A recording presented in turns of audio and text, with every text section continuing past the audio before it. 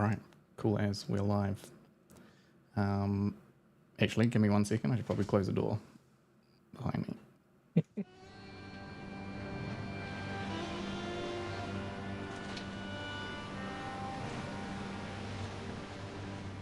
Otherwise, partner running around in home clothes probably doesn't want to have all that displayed on the internet. Good. All right, sweet. We'll... Demonetized. Yeah. 100 degrees. So, the Bloody Nails, eh? Our group of adventurers and rebels in the making. While waiting for the Moorbreakers, who are an elite sailing guild, to complete analysis of the Skyreach schematics, you took on a few mercenary jobs in the city of Kamar from the Green Griffin Guild. The current one that you were doing was to find the missing wife of the local alchemist, the cobblestone alchemist, and the woman's name was Teresa. You travelled to a nearby mining village of Phalon, where it was known that she would go to gather the ingredients.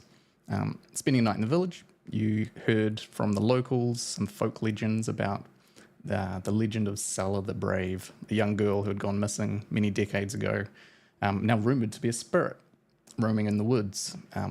Turns out that her twin sister, Sala's twin sister Tara, still lived in the village, and after meeting with her to gather some more information, you headed out into the woods thinking that there may be some connection between the spirit and the disappearance of Teresa. Searching a while along a jagged, rocky location called the Tumbler's Crag, you found some evidence of a trail and heard some unusual sounds deep inside, which led you to an opening to a cave deep inside the crag itself. Inside the cave, you found another one of these weird sort of cracks in space itself, which Dondar detected was radiating very strong necromantic energy. There was a tiny humanoid skeleton holding a silver amulet on the ground, and when investigated and picked up, you were attacked by a bunch of different ghosts, including one that looked like a small ghostly girl. The fight kicked off. A bunch of you immediately fell unconscious after hearing some shrieks of terror, and you also heard and found another woman in the cave with you who had fallen unconscious, but you were able to stabilize during the fight so that she wouldn't die. And that is where we are picking up. So, looking around, let's get some music going. Looking around at the few people who are still standing up, some of you can see blood coming out from your eyes, out from your ears, even your fingernails. Those of you who aren't wearing gloves, you can see blood is coming out of it. Some sort of internal, wounds being inflicted from the shrieks themselves. Valoran, the fighter in your group, is lying on the ground unconscious, and the woman in the back of the cave is just back to a wall, just holding herself. What would you like to do? I would like to go down to Valorant and stabilize him. So Valorant is already stable. I believe you had done a he's medicine stable. check and Oh, yeah. stabilize. I conceded on your death save throughs. So. Okay. Is anyone down? Just Valorant. Okay. Are you down, JC? Or... No, I think I've got a little bit of health. Yep. And also another note is a couple of you have had your strength scores reduced from some of the ghosts who are draining your energy. I think that should currently be in your character sheet, but I've got your originals so we can update them when you fix it. Yeah, I don't think I have a natural strength. Yeah, Rivets. Just opening my character in D&D Beyond is getting me to 11 HP. Bizarre. How much health have you got in D&D Beyond? Is it full? 28. Strange. I'll figure that out afterwards. Yeah. And I was saying 11 in D&D Beyond, so it's auto-transferring it. Which is good. All right.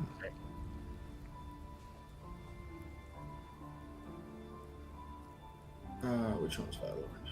Seeing Valorant down, I'm going to walk over to him and tap him on the shoulder and cast Cure Wounds. Okay. Because you are a ranger and you can do that. Cool. Go ahead and roll the healing. I can't move my character though. Yeah, game is paused. Don't worry about it. We can Okay. yeah, bear in mind it.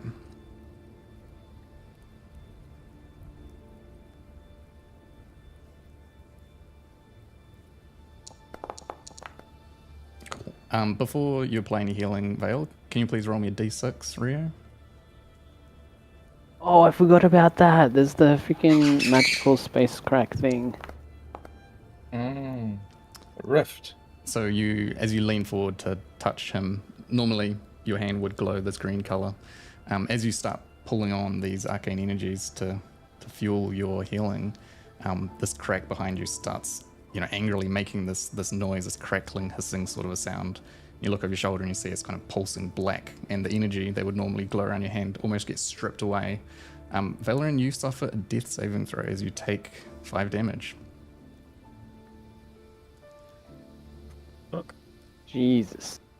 What the hell? I've never tried to. I thought this was supposed to how you heal someone. I've never done this before. I think it's the area. Yeah, we need to get away from this rift of sorts. That's done.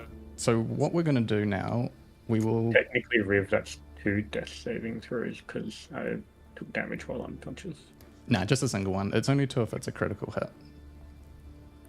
Which would happen if you were... if it was a melee attack when you're unconscious, it would be an automatic critical. But since it's just magic damage, it's just a single one. We're going to go into initiative, actually. We'll just continue using the original initiative because it's still up there. Because there's now a time-sensitive thing since Vale has failed a death saving throw. So it'll go to Erendor. Erendor looks around. Let me just check his inventory. He opens his hands and says, I can't do anything. And it will be Donda. Oh shit. Well, as we've established, I cannot heal. Am I able to drag anyone away from the rift? Yep, you could try and move him. You would move at half distance, like half your movement distance, if you wanted to try and drag him. Okay. Yeah. Sorry, I've forgotten who everyone is on the. Yeah. So this will be Vale here. Okay. So you could go. You've got 25 feet, is it? So you could go 10 feet to there, and then you'd probably get to. Yeah, you'd probably be able to drag him like a square or 2, basically. Is that helpful? Try to do that. Up to you, man. Where is the rift? Is it up here? Yeah, rift is sort of up in this sort of back part of the cave, up here, sort of like floating above where the skeleton is. Oh, I see. Yeah, sure. I think. Cool. So why don't we just go like this? So you drag him square down here. That's good. Cool. Kai, you'll go. What are you doing? I would like to get a bag from a pouch, and I call out to Erendor to, since I saw him do his glowy hand thing ages back in the previous city, to see if he can move Salah's bones into the bag. Do you mean to so you want him to do a mage hand to pick them up to put them in the bag? Yeah, but I don't know that. I only seen him use his glowy hand thing. Yeah. Well, he says, I think it's a cantrip. Yeah, he says he can do it. All right, I prepare my bag ready, and would you say her bones are here, or near this vines, or were they? Erendor's standing. Oh, they're there. I'm gonna move up closer. All right. So yeah, I prepare a pouch ready to take the bones with us. Cool. Fail. Roll a d saving throw. Yeah, if I roll a 1 here, I'd die. Please don't roll a 1. Wait. Could I? Oh. Second death save.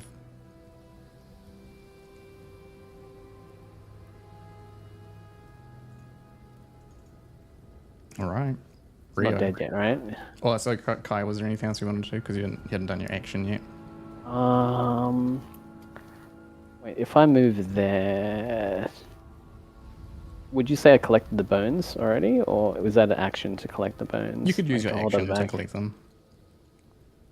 And it'd be another action to run out and stabilize Vale, right? Yep.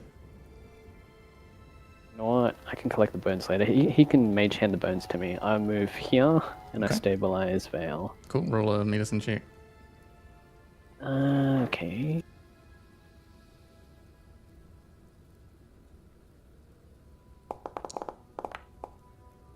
Oh no.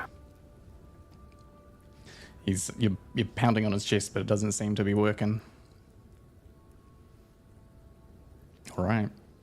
Kai, come on, Kai. No, I just like the rift is gonna mess up my heals. I'll just yeah.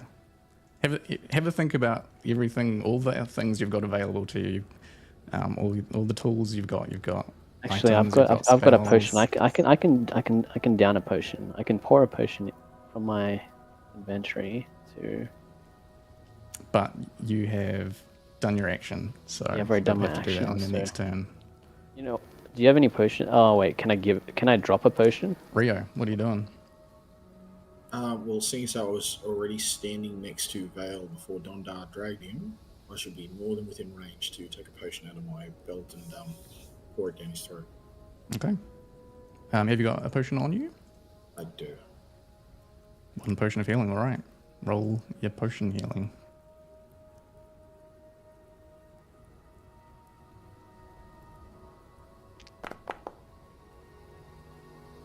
Pour it. The liquid, you have to open up his mouth and gently pour it in to try and make sure as much as possible goes in. A second goes by. 2 seconds go by. They feel very, very long seconds. And then his chest raises, and Vale, you do heal 8 points. Seems that potions do not get affected here. All right. Me. I saw the light twice. That was very close. As you sort of look around, Vale, you see you've got your friends, your companions gathered around you, looking concerned, and the taste of some liquid on your mouth. Roll a wisdom saving throw for me.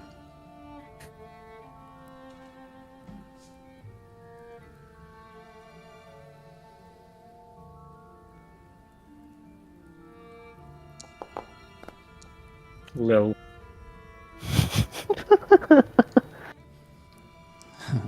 You look up at the faces of your companions, but you don't recognize anyone. As you were sure that you knew these people, but suddenly you are now convinced that these people actually mean you harm. They are the ones that just nearly killed you, and they're leaning over you to finish the job. That you get this flash in your mind, and everything goes black, and for a second you just see a vision of now slightly familiar rows of 1,000 men in matching grey clothes either side of you, thrusting forward in training regiments. The vision disappears, and looking up, you see a bunch of people that mean to do you harm. What are you doing? It's your turn. He's prone though. I'm prone. I'm just seeing what I have. I'm pretty depleted, I think, after that fight. My sword's probably not handy, so I am just going to punch the nearest person. All right, which one you punching? I would imagine. Well, Kai was trying to stabilize me, so he's probably the closest. Cool. Yeah, I think they'll probably all I gather just around you. finished So pouring a drink. I just finished pouring a bottle down your throat. Yeah, Yep, you're you gonna can sock take it me. back. You're gonna sock me off. Mm-hmm. I don't know if I have an unarmed attack on my attack list at the moment. just roll a d20, and is it Yeah. plus your strength mod? Yeah.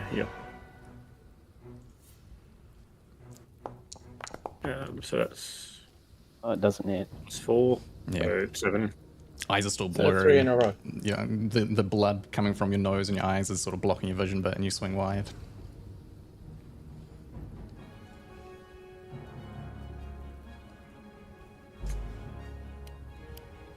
No, I don't have any bonuses. Probably just scrabble back Cool. best as I could. Yep. So you can use half your movement to get up from prone, or if you want to stay prone, I guess move half your movement away. Probably stay prone, about the same. Cool. So Yeah, If he right. moves away, does he 15, get right? an attack of opportunity? Well, if the rest of you want to, you can take an attack of opportunity on him. Nah, it's alright. Can I use hypnotic gaze on him? When we get to your turn, we could, yeah. But it's a reaction at the moment, so it would be it would be. Oh, Yeah. for a guy. Okay. Rio, you'll go. What are you doing? So like you just poured your potion into your friend's mouth. You saw life come back to him, and just darkness filled his eyes as he looked at you in hatred and anger. Valorans, I'm sorry. It's the first time I've tried to heal. I thought that would get you up.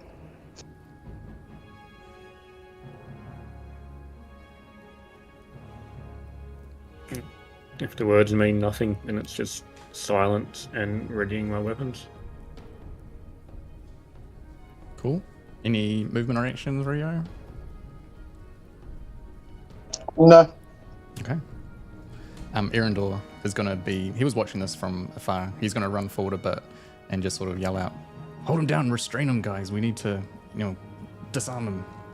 Just kind of yell out. I think he probably can't. Oh, yeah, he could probably get down here. He's going to just clamber around beside you. Oh, actually, sorry. Let's make sure we... Yeah, he can still get there. All right, cool. And he's just, I guess, going to try to grapple you with a athletics check. This will be a contested, so feel free to roll athletics to...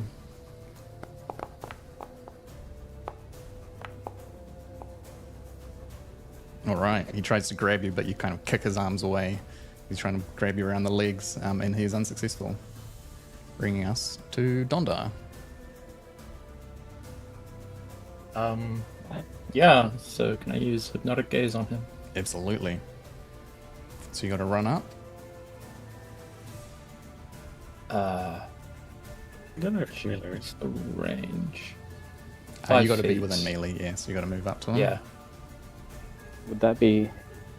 if he's casting it, is it at disadvantage if he's at melee, or is not?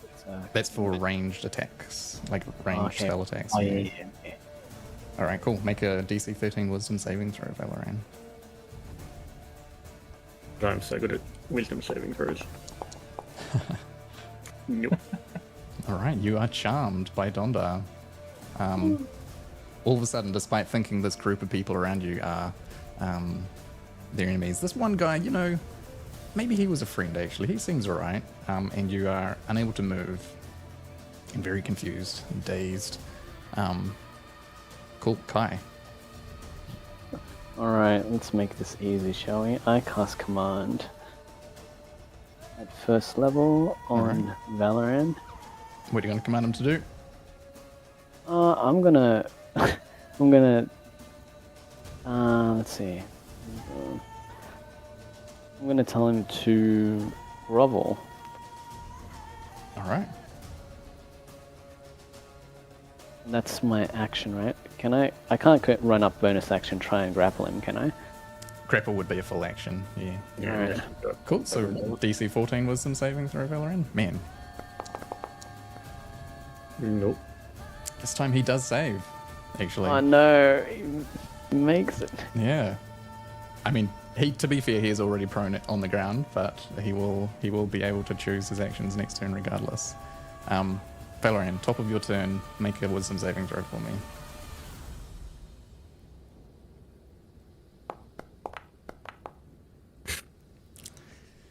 Another flash, your mind goes blank, and in front of you there's a woman kneeling, tears in her eyes. She's pleading for you. Flash, and it disappears, and once more you're surrounded by enemies. What are you doing?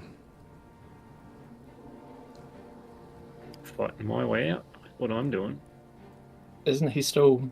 Wait, Not is a- is Vale possessed? Oh, true. Yeah, sorry. So he is. You cannot take actions. You are incapacitated by the charm of Dondar. Nonetheless, the vision still comes to you. All right, cool. So we'll go straight to Rio. You can see Dondar's standing in front of. And he's... Yep. He's leaning over Valerian's body, and like his eyes are sort of locked, and you can see like this magical glowing energy coming from the corners of Dondar's eyes. Why don't you let me hang on to your swords, buddy? I'm going to just walk up and try and take your swords off him. Yeah. So I think his sword would probably still be on the ground beside pretty much where you were, because he wouldn't have picked it up after falling unconscious. So you can grab that sword if you want from the ground. But does he have any weapons on him still? Just a shield strapped to his arm, I think. And do you have that giant greatsword on your back? Do you have the greatsword? Yeah, greatsword on your back. Well, seeing as how the sword's not in his hand and he's walked away from it, I'll try and take that great sword off him. All right, cool. He's incapacitated, so as an action, you can easily just pull it from the sheath, and you can take his greatsword. All right. And then I'll take 2 steps away from him. Cool. Erendor's going to look around. Let's see. It's going to say, all right, guys, what's the plan here? Do we need to get him away from, I don't know, what do you reckon? I don't know, is he possessed or anything? I have no idea. Maybe he needs the bones? Wants them? I don't know. Or is it the locket? Because remember, Val was the first one to touch the locket. True. The locket's over here on the ground, by the way. All right. Erendor is helpless in the situation. He doesn't know weird possessions or magic. Dondar, it's your go. You can use an action to continue the charm if you want, or you can do something else. Can I attempt to destroy the locket? I think you would have to move out of range, and so the charm would break. But yeah, you can totally do that if you want. I don't know anything about this magic world. It's a Harry Potter thing. What's I mean, what do you guys think? Do we discuss things during a combat phase? Generally, you can use a free action to call something out. You wouldn't be allowed to have like a big back and forth. I'll sort of allow it here because it's a little bit, it's not technically a combat, so you can have a quick conversation if you want. Well, yeah, just we destroy the locket. That seemed like a good idea. Actually, hold him first. I'll put Valorant to sleep, and we'll carry him out, or get him to a safe space so he can recover. And we need to check up on Lady as well that we found in this cave system. Not quite sure if it's safe or anything, but as long as we can knock him out, he should be okay. Oh, continue hypnotic gaze then. All right. Kai? Alright, I like to cast Sleep. Since he has very low health, he should be able to get knocked out very easily. Let's see, where's my sleep spell?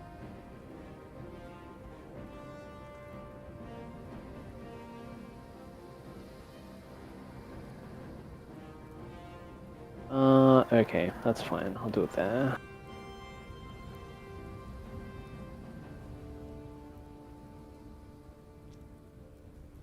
Creatures you choose. All right, cool. So you can pick him specifically. I'm choosing just Veil. Mm-hmm. It should just work automatically, but feel free to roll the damage if you want.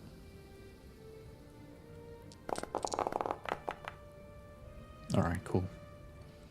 So while Dondar is leaning over Veil, release your magic, and Valeran just slumps to the ground, breathing heavily. Unconscious again. Once again unconscious. Is Sleep unconscious? Yeah, kind of. It's the same. It's the same idea. It's the same status would apply to it, but he doesn't have to make death saving throws. Valeran, as the magic washes over you, another vision comes to your mind. There's a woman or some figure running in front of you, just too far away from reach constantly, no matter how fast you try and chase after her. There's someone you care about. All of a sudden, this big black cloak comes from the side and envelops her, completely blocking this person from view. the figure and the black cloak sort of stiffen, and you hear a scream that fades away into the distance, and then everything goes black. All right. So while Valorant sleeps, what are the rest of you doing? I would like to check the. I want to check Valorant to see if he's okay, like any visual signs of his like, because he's not acting himself, which was really strange. Sure. Would you like to roll? What are you looking for? Are you looking for medical damage or? Not medical, but like normal, like health in such a way, like sort of like abnormalities to, like, say skin. I want to like open his eyes, see if he's Eye. or Yeah, singular eye. This probably would be a medicine check, so yeah, feel free to roll it.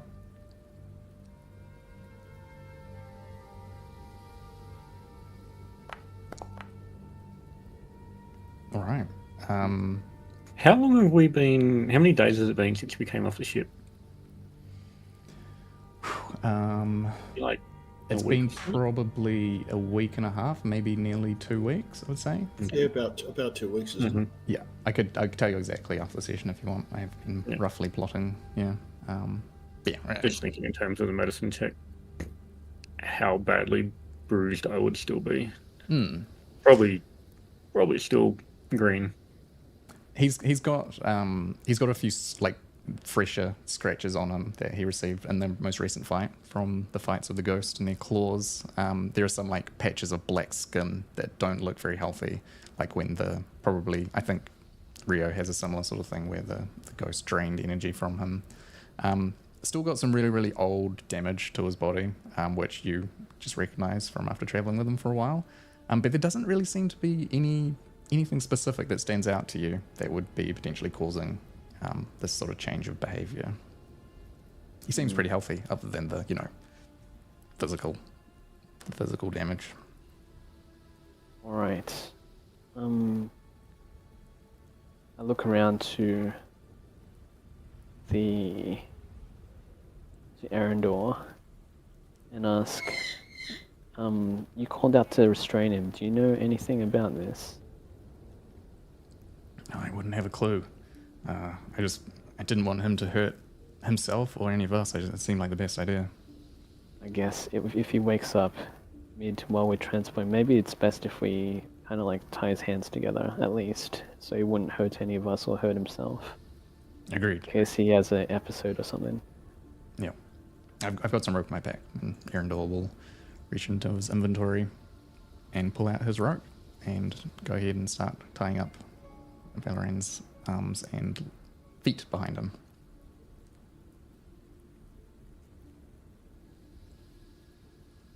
After that, I want to call out. I just want to call out into the cabin and just go, Teresa.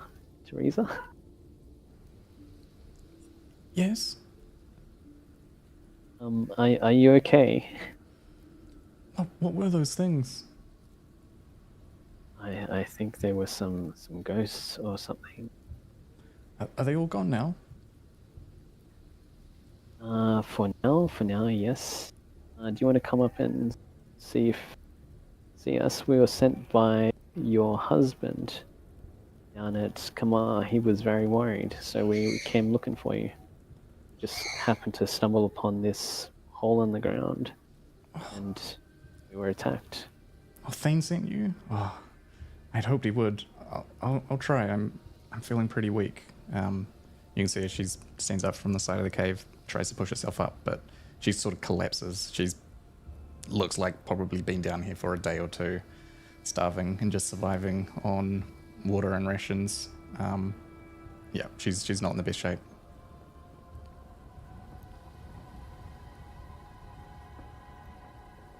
But she starts slowly trying to make her way over to you, keeping a hand on the rock wall as she wanders over. Yeah, and you can see her now a bit better. She also has these sort of tears of blood coming from her eyes and ears, as she was also inflicted by the stream. But very small frame, long black hair that reaches down to, pretty much to her lower back, white skin, big green eyes. It's also a good. Oh, you go ahead. Actually, Go ahead. stop. Riv, seeing as how favored enemy humans, I have advantage in remembering on sorry, yeah, advantage on to track and intelligence to recall information about them. Mm-hmm. Did you just say green eyes? I think so. Yeah. Okay, going off my notes, that's brown eyes. So Oh, let me go and have a look. I totally could have just said it wrong. Oh yeah, brown eyes. Sorry, I was looking at the NPC below. okay, well, I was Short, gonna long say, black hair, kind brown eyes. Demon alert! Yeah, I want to just go off my memory and just make sure that this is actually, that matches the description that we're given to by the hubby. No, dude, you're totally good. You called me out, and I was wrong. Thanks for checking on it. You're right. It is not a different woman trying to get you, or a possessed woman. Yeah, I got a big list, a big page, and I was just looking at the bullet points, and when I was glancing over, I saw the green one. Oh no, you're right. I was just waiting for it to be to not be her. Ghost burst out and no, someone else. It definitely looks like it. It was the description that was provided to you. Seems to match. Okay. Oh, I like your notes. It's good. Keep me honest. Oh, I could also roll an intelligence at advantage to see if I remember right. Yeah. Do you two want to go and check out on Teresa and see how she's doing while I go over Valorant's body?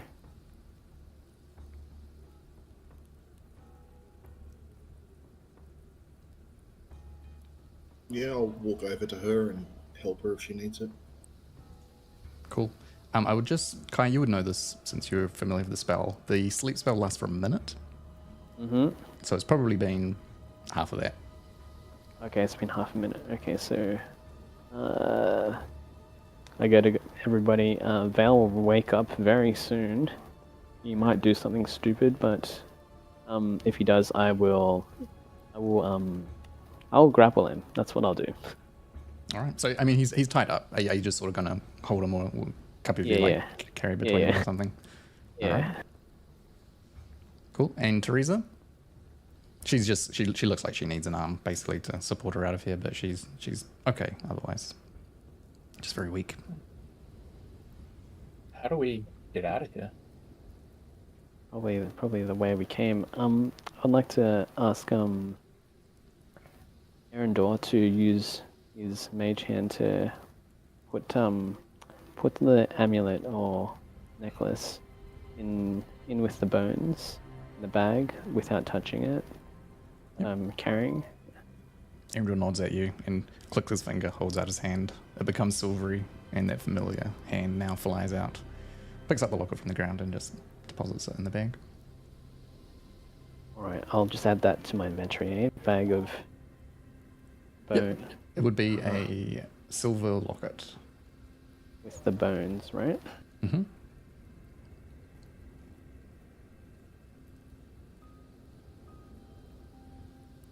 Okay, are we moving? What are we doing? So I guess I'll just quickly describe there. So up and above the cave in the roof, there's the same hole that you came down from. I think you had used the rope, so the rope will still be there dangling. And then at the back of the cave, there is another entrance which sort of snakes its way into the darkness, somewhere which you haven't been yet.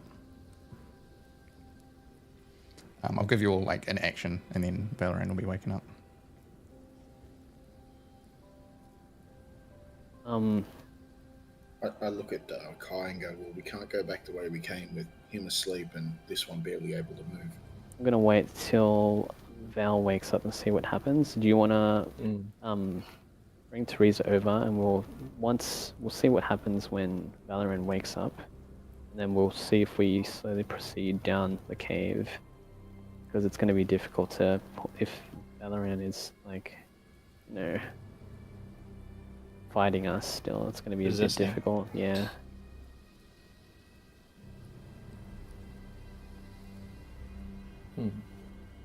Okay. So you gather around anticipating. Yeah. Well, actually, while that's happening, I can give Teresa a good berry I crafted from the day before, since they last 24 hours. She takes it gratefully and starts eating it. You can see a bit of strength returning to her. All right. You feel a bit of motion squirming between your arms as you're carrying the bound body of Valoran as he starts to wake up. First thing you see, Valoran, is blackness. Even though you're sure your eyes are open, just a black void. And a now very familiar slender white hand is reaching towards you from the darkness. Purple orb clutched, long fingernails, sort of sparkles of like energy radiating, glowing from it, pulsing towards you, getting closer and closer until your whole vision just goes white and your eyes properly snap open. And you look around and you see the rest of the bloody nails, your friends and companions. And you do have memory of fighting them before, but you have got no idea why. What the? Fuck me. Okay, that must have hit me harder than I realised.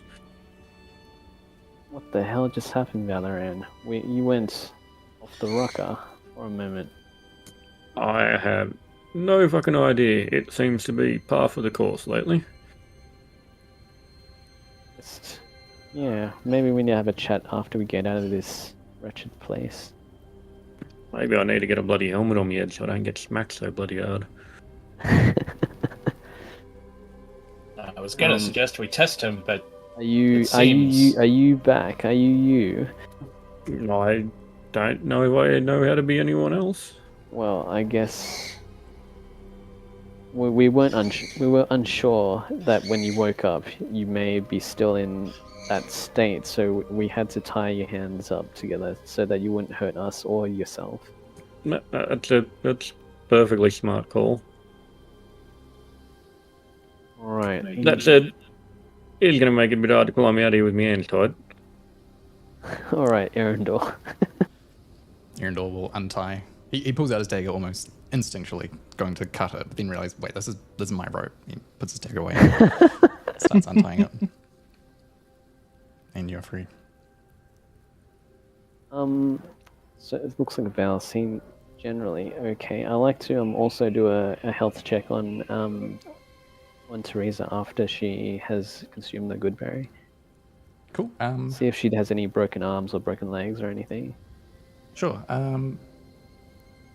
Yep, just roll another medicine check then. It's a pretty easy one.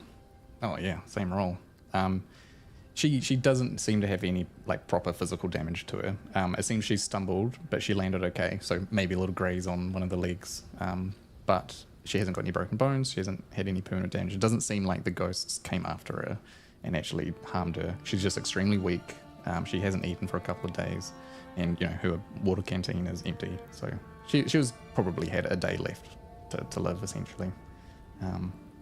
But you got her, and she's looking much better after having the good berry. Those Right. have I suppose they've got a very good boost in energy and nutrition or whatever.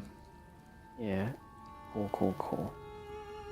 While I'm checking her up once over, I'd like to ask, how did you come to this location, Teresa?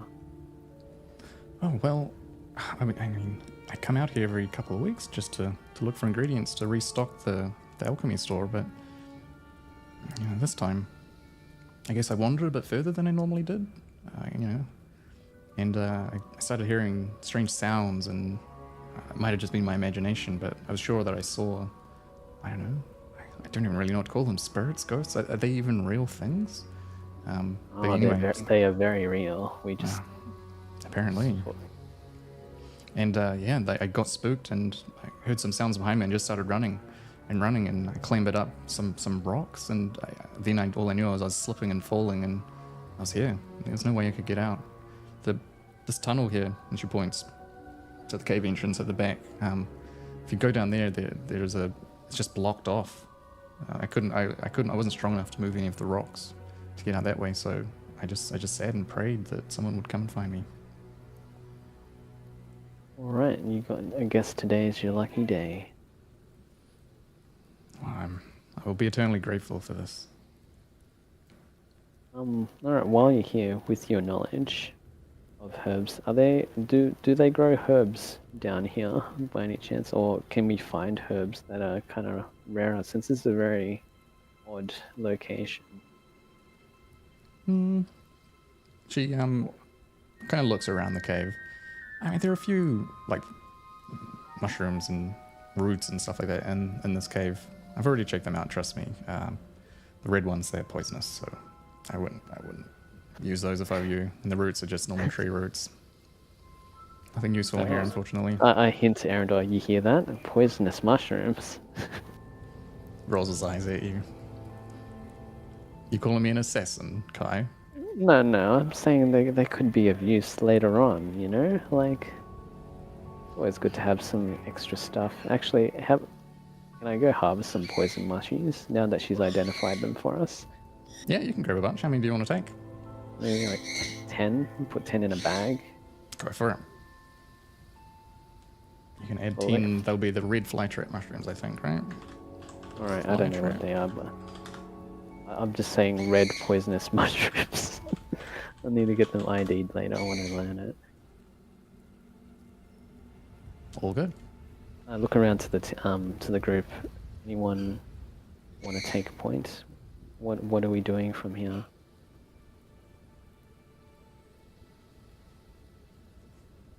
Well, we need to find some way out of here. Well, we can't go that way. We need to go back out the way we came in. The rope should still be dangling. Mm-hmm. Does our friend seem well enough to climb the rope? Well, we could pull her up. Mm-hmm. So I think. Okay, I think we could just climb out.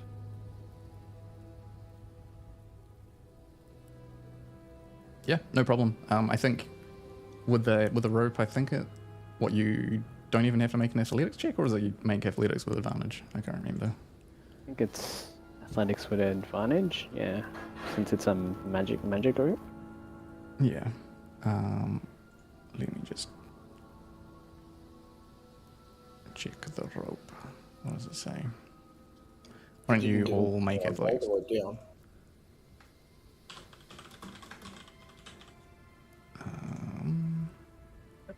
Like worst case, we can climb up and then someone can lash the rope around, magically lash it around Teresa, and then we'll haul her up, two of us. She's an N-word. Yep, I think we don't need to necessarily roleplay this. You've got a rope to climb in, and you've got plenty of time, so we can say that you spend a bit of time and climb up. You can figure out a way to lash it around Teresa's waist and pull her up behind you. And you find yourself up on top of the crag now.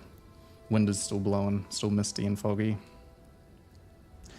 Time is probably a bit before midday. Yeah, probably sort of mid-morning-ish, since you'd left quite early in the morning and only travelled for a couple of hours.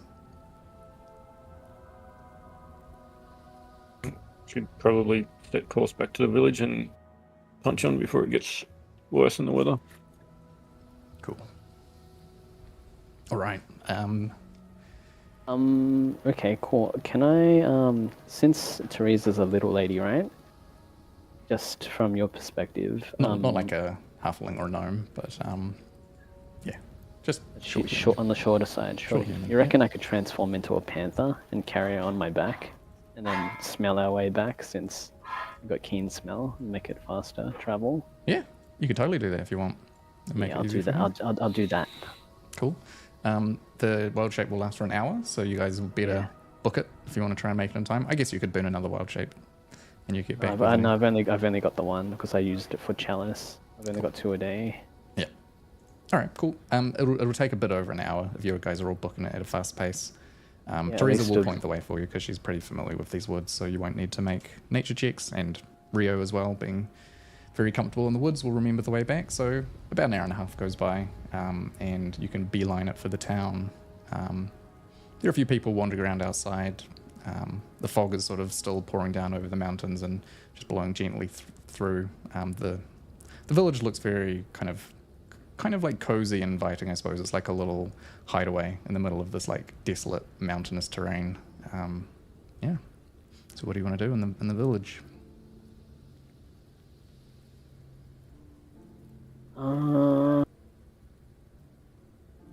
think everyone should get cleaned up. Cleaned up after that, because we literally just fought some ghosts, booked it out of a cave, and ran all the way back to town.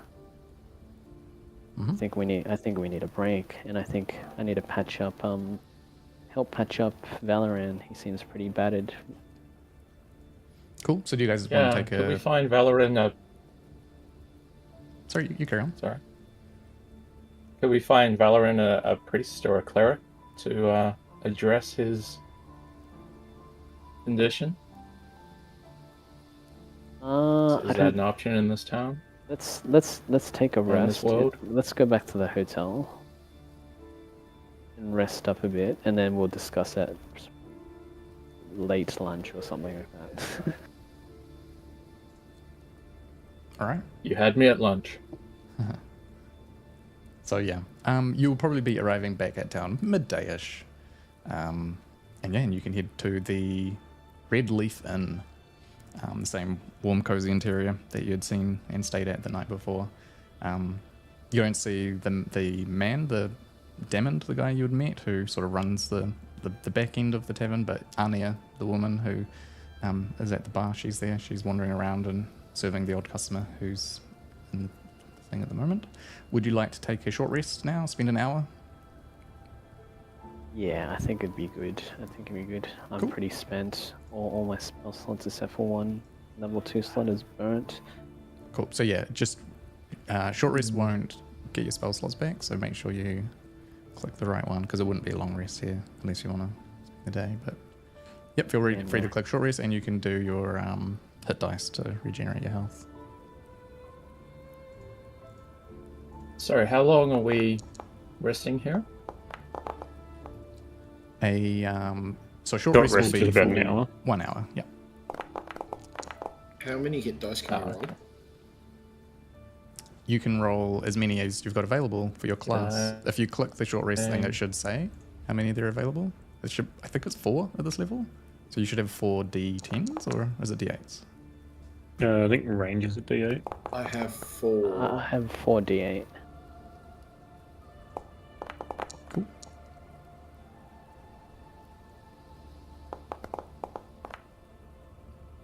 Oh yeah, and you guys can remove the temporary hit points as well. Have we got our strength back? You don't.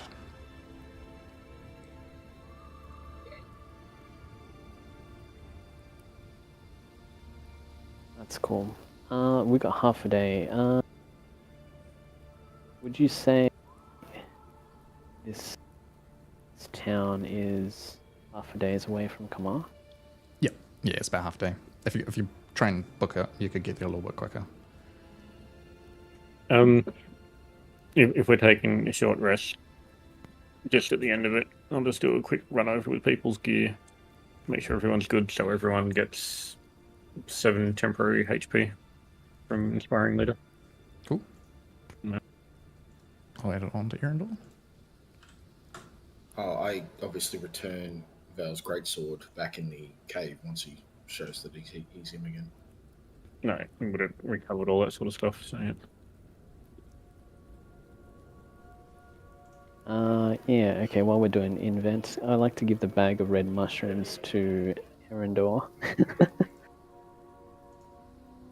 Here you go, Erendor. I'm sure you'd find a good use for this later. Erendor, again, cocks an eyebrows at you, and he's like, what, the shady guy with a dark hood? You just assume he's going to be the one that wants to make all these poisons?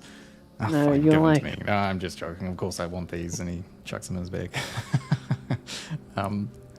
So, like, you want to give him all 10? Yeah, I'll give him 8. I want to keep 2 just in case. Yeah. All right.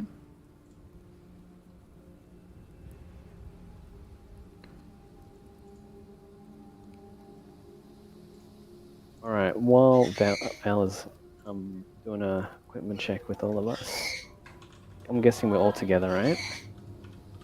Yep. Everyone's here.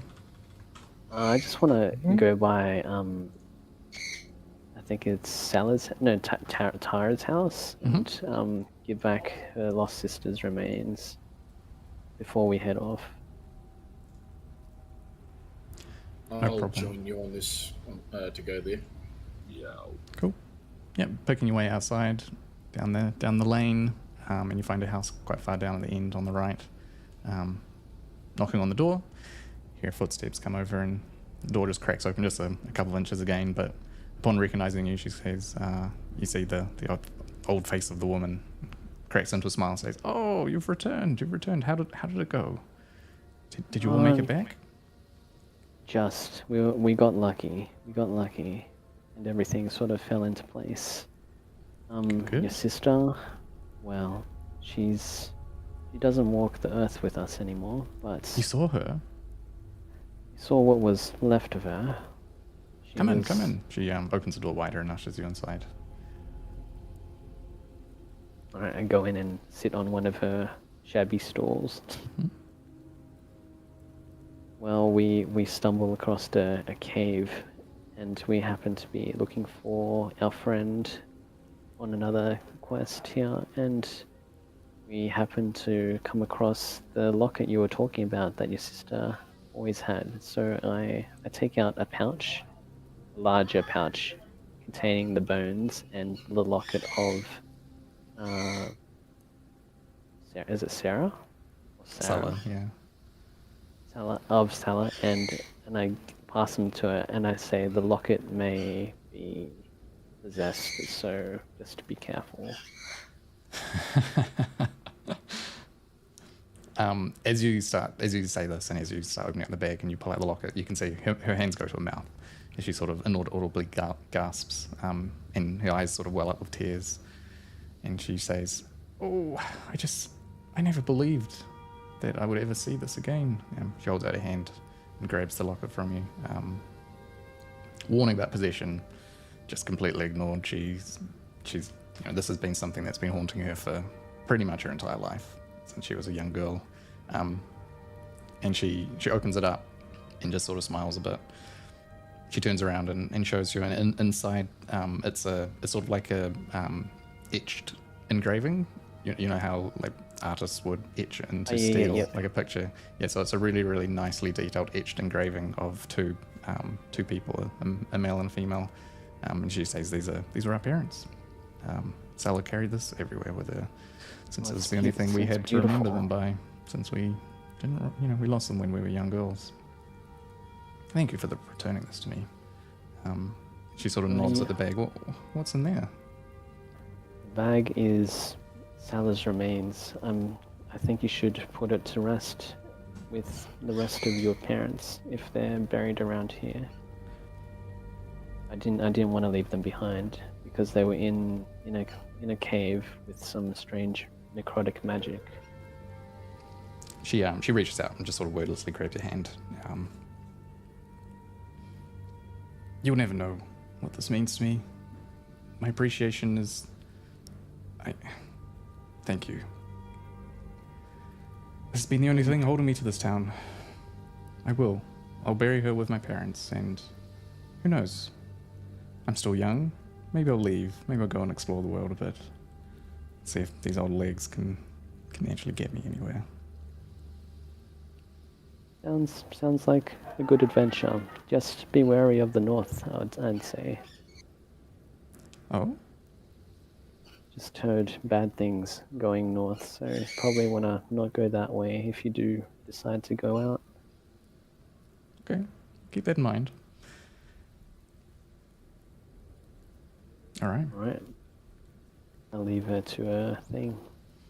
Very nice. And so, yeah, you leave her sitting at the table, just sort of distant gaze, staring out the window, turning the locket in her hands over and over. Returning back down through the street. Do you want to head back to the inn and collect all the rest of the guys, or anything else? Yeah, I want to meet up. I want to meet up with the guys. Yeah. Are there any shops or anything in this town? There is there's sort of like a miner's repair shop, the sort of place where they would outfit with pickaxes and picks and stuff like that. There is a exchange building, which would be the only place of trade probably where miners would be able to, trade gems or valuable minerals and metals like gold and silver for coin, or just to leave it there for traded whenever merchants or traders might come through. But there's no like abundance of like general stores and weapon stores and stuff like that. If you want to check it out, Rio, we can. I wouldn't mind picking up a chunk of obsidian if they have it. Yeah, let's just have a look. Have a quick squeeze. You do the talking though, yeah? I'm only looking for one rock of obsidian, but yeah, okay. Yeah. Can you ask for healing potions? I just don't like talking in shops. Right. Yeah, no problem. I don't guarantee anything. This is a mining town, after all. Just ask for me. Just ask for me. All right. Let's get cracking. Cool. You can head inside. It's quite a dark building on the inside there. They haven't done a lot to try and spruce it up and make it like a really warm place. There is one dwarf behind the counter at the back who's just he's got like a monocle on and he's combing through a few rocks and stuff like that on the table. No one else inside. And as you enter, he looks up and says, welcome. What can I do you for? You anything to sell? Not particularly. Good afternoon. Hello. I'm after a piece of like roughly, I don't know, baseball-sized piece of obsidian. Do you guys have any of that? Oh, obsidian. Don't see a lot of that around these mountains. Let me go and have a look. You trading anything for it, or you bring gold? Gold, I suppose. All right, I'll be right back.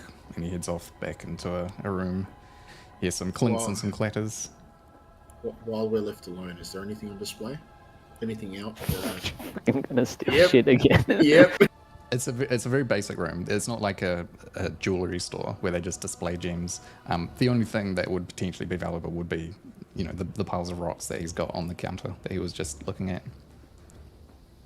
And just anything on the counters that might be just useful in general, not just expensive. In the quick time that is passing while it goes back, why don't you roll a perception check?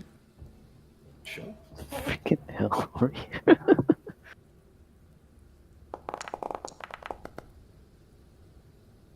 All right. So the rocks themselves, they look like they might be little veins of silver flowing through them. They would have to be refined, but you can see the odd speck shining through. So you gather that it's probably a recent sort of excavation of silver ore. The only other thing you sort of notice that looks valuable on the counter would be like there's like a little metal implement off to the side that looks like kind of like a mini pick, something that you'd imagine some jeweler or miner would use to sort of scrape away excess stone from ore. It looks nice, well made. Probably worth a little bit. Is there anything that's not on, like not the counter he was on? Is there anything else in the shop, like up to the side or anything like that? I mean, there's like a stool, a couple of stools against the side where people might sit while he's working. There's like a cupboard over to the back with just like a couple of old books and stuff in it. Couple of those like really, in like old taverns and stuff, they would put up ancient like skis and like cross them. There's a couple of like big skis up against the wall. Nothing's really sticking out that's looking valuable. I'm not looking at anything. Steal a store for Donda. I was so fucking tempted to do that. But no. All right, all good then. Never mind. I'll just stand at the back and just wander. Cool. The dwarf comes back around to the front, and he is holding a sort of an egg-sized chunk of black, some black-looking gemstone. All right, this is the last one we got in the store. I'd give this away for about 10 gold. Oh, sure. All right, easily done. While you're at it, do you sell any healing potions? Does this look like a sort of place that you'd buy healing potions? Sometimes miners get hurt all the time. Hey, right? Fair enough. No, sorry, friend. Just I deal in gemstones and metals. Metals, you say? Well, just quickly, do you have any like powdered silver? Like, is this a silver mining town? Of course, yeah. I mean, gestures in front of him. Can I get maybe 50 gold's worth of powdered silver? Of course, no problem. And he once again heads back. While he's behind, do you want to steal a window? No. Yeah, easy enough. He can also find you a little nicely tied up pouch of silver dust. So you say 50 Alright. gold's worth? Yeah, 50 gold's worth. Cool, no problem. So yeah, feel So free to add that. total 60 gold. 60 gold if of- you can add yeah. an obsidian gem and pouch of silver. Yeah. All right. Thanks for doing business with you. Yeah. All problem. Well, we're seeing you. I'll see you around. All right. I just wave as we walk out. Walk out with a stool. No, I didn't steal anything. Yeah, I like to make a quick dash for the inn. Yeah. Good. Yeah, as you walk out, you just see him go back to his work. He's scraping away at the ball with the little implement. All right, cool. Making your way back to the inn. Are the rest of you guys up to anything while these guys are doing stuff? Sleeping. Just chilling, relaxing? Sitting and thinking. Chilling. Eating. Drinking. Yeah. And Wondering food if they briefly. brought me a stool. True. So for some food, it'll be 3 silver per person if you want to cross that off. Unless you wanted to, I don't know, brought your own rations or something. But yeah, why don't you all cross off 3 silver for a modest meal? All right, and Kai and Rio, you can join the rest of your friends in the Red Leaf.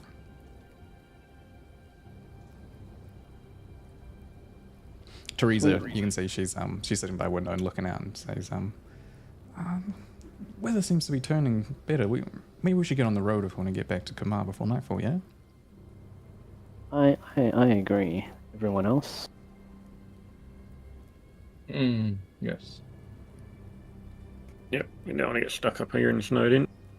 As long as you're good to travel. Yeah. I'm feeling better after the food. Thank you, yeah. Alright. Alrighty then. So, racing on out. This music seems a bit more dramatic than it needs to be. Why don't we...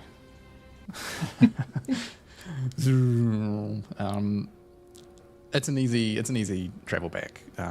The weather does end up clearing. You come up out of the valley and clear the fog blanket that was covering the village in the forest. And looking around, you can see the peaks of the mountains up behind you, poking up through the clouds. It's kind of beautiful. And then ahead of you, you can see the ocean some miles away. And just in the distance, you can make out sort of the city. So traveling for a few hours, about half a day, you arrive at the gates of Kamar as the sun is beginning to set in the afternoon. Coming on down to the main gates, you can see familiar guards now sort of waving people through, checking a few people. Anything you want to do before you get to the gates, or are we carrying on through? I'm tying my gold purse tight within my armor. Fair enough. This is what I've got PTSD. Yeah. Quick eyeball at the gates. Are we seeing any sort of escalation in guards compared to earlier? It does look like there are a couple more than there were before. Nothing alarming. It's not like a whole regiment, but there might be a few more. It's like the whole city, most people get the feeling that there's just sort of the sense of tension. Everyone's like kind of, something's on the wind. And so people are taking a bit more care. And you imagine that maybe the captain of the guard has decided to post a couple more people just to make sure nothing too dramatic breaks out. They're not doing spot searches. They're just... They are. Occasionally they'll stop the odd person and search their bags. And you can see this as you're kind of coming down the road towards the gates. As I see this, I'm going to say, hey guys, can we hang on a second? I'm just going to double back and get out of sight. Can I get out of sight of all the guards, Rube, or? Yeah, they're scattering of trees and forests and rocks and stuff like that. You can find a tree or a big boulder to get behind. Yep, sweet. Go behind, cast this, and make myself look human and just normal traveling clothes, nothing special. Just all my elven features gone completely. No problem. All right. So cool. Heading on down to the gate then. A guard approaches you as you get closer and then kind of stops and says, right. Yeah, we're told to expect you guys. Go on, carry on ahead. Let me make my first roll for the night. Yep. He doesn't seem to realize that Teresa is a bit out of place, and so he doesn't stop her to ask questions, and you can all make it through the gates. Getting back to Kamar, you can see Teresa is a bit more energized, and she sort of starts heading off in the direction of the apothecary. You guys following along, or do you want to do anything before she goes? I think we should follow her so Yeah. we can complete this job we were done, because I'm knackered, you know. Yeah. So heading on up to the south side of the city, up the a few nice sets of stairs into the nicer part of town, up along that top lane along the on the hill there. You go past the Emporium, which you've been to a few times, and towards the end of the lane, the Cobblestone Apothecary. And heading on in, you see Teresa just sort of like book it as soon as she gets inside, and as you come in after, you can see the man was just sort of sitting at the counter, just twiddling his thumbs, just looking stressed as you last saw him. But she, breaking through the door, runs over to him and just sort of jumps into his arms. Big hug. And they just sort of catch up, and he's like, oh, what happened? I missed you so badly. And, they have a quick little reunion. As you guys start filing in behind, she gestures at him that, these are the ones, they saved me, they were heroes. And he nods and goes, well, they certainly are. They fulfilled their bargain. Oh, my friends, come in, please. You don't know how grateful I am. And he sort of explains that he had, pulled out all the stops to find her, basically. He hired the mercenaries who went to the Green Griffins and brought her back home safely. He looks at you and says, all right, as agreed, quickly, let me just... He's frantically just sort of trying to sort everything out in his mind, a bit overwhelmed. He runs to the back of the store and pulls out a potion. This one has like a liquid that's sort of like a dark brownish, sort of goldish color to it. And he says, now this, only got one of these, but it all should be just perfect for people in your line of work. Drink one of these, and you'll be as strong as a giant. So please take it. And I hope it serves you well. You don't know how grateful I am. I think you need one of those, Vale, like every time we go out. Jesus. Trying to remember what the potion of giant strength is. It's like a... This will be Hill Giant Strength, so it'll be plus 23. Sorry, sets you to 23. Did you say plus 23 or sets you to 23? Sets you to 23, sorry. Yeah. Damn. plus 23.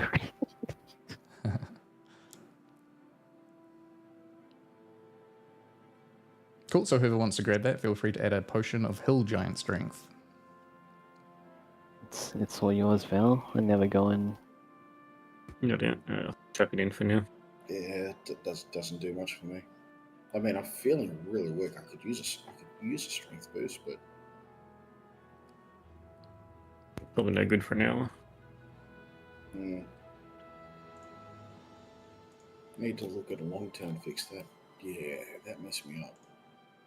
While you're at it, Thane, do you have any basic books on herbalism, like heal plants, local plants, stuff like that? Maybe even beginner potion making. Yeah, are you interested? Do you want to start practicing alchemy? Yeah, I would like to. I would like to practice alchemy, as I. Mm-hmm. So a book like this, if you want to start learning a new proficiency, you can find them, and it'll take a bit of time to start reading and practicing them. But yeah, we can talk about that. A book would probably normally be like 50 to 100 gold, but he's honestly just gonna, place it into your hands and just take it, please. It's the least I can do. And hey, more aspiring alchemists out in the world. It seems like might be just what we need. So yeah, he's perfectly happy to add to give you this. So why don't you add a book of basic alchemy or something like that? Oh, great! Thank you. All right. Oh damn! I should have made you roll a persuasion check. Oh well, you got it now. Cool. While we're here, How about some just minor, just some basic supplies? Of course. What sort of potions are you looking for? Oh, what have you got? Obviously, potions of healing are always nice, but what else? What else is there? Yeah, we've got a couple of potions of healing. Pulls out a little crate, like a milk carton, where you would have your, your 4 glass bottles of milk. So 4 basic potions of healing would be up for grabs. They're 50 gold each if you want to buy as many as you want. What else he got? He's got a potion of invisibility. Hill Giant Strength he gave.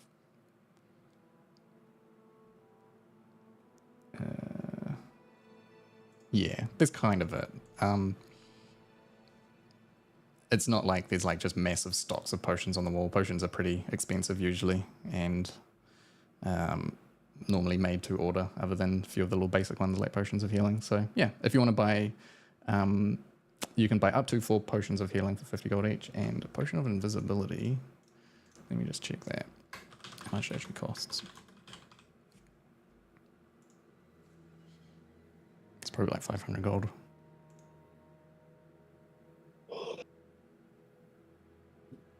Yeah.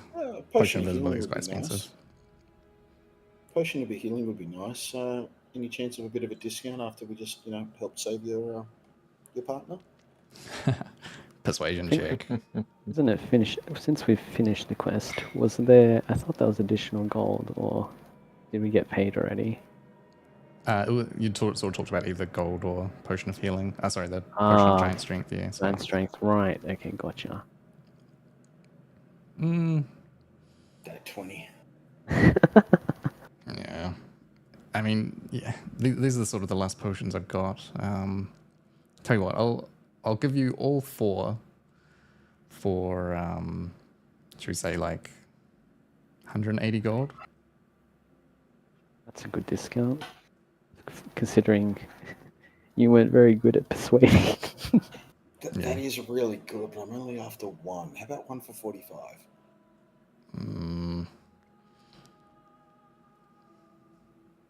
Works out the same.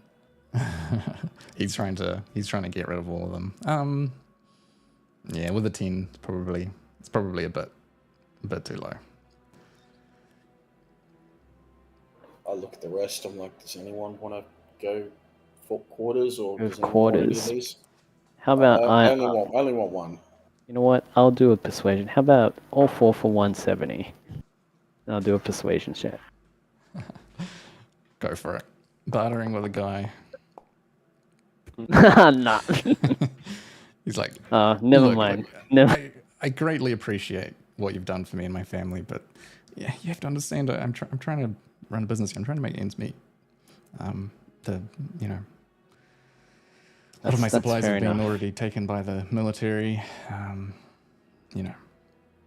We understand. All right. Right. All good then. Is everyone all good here? Mm-hmm.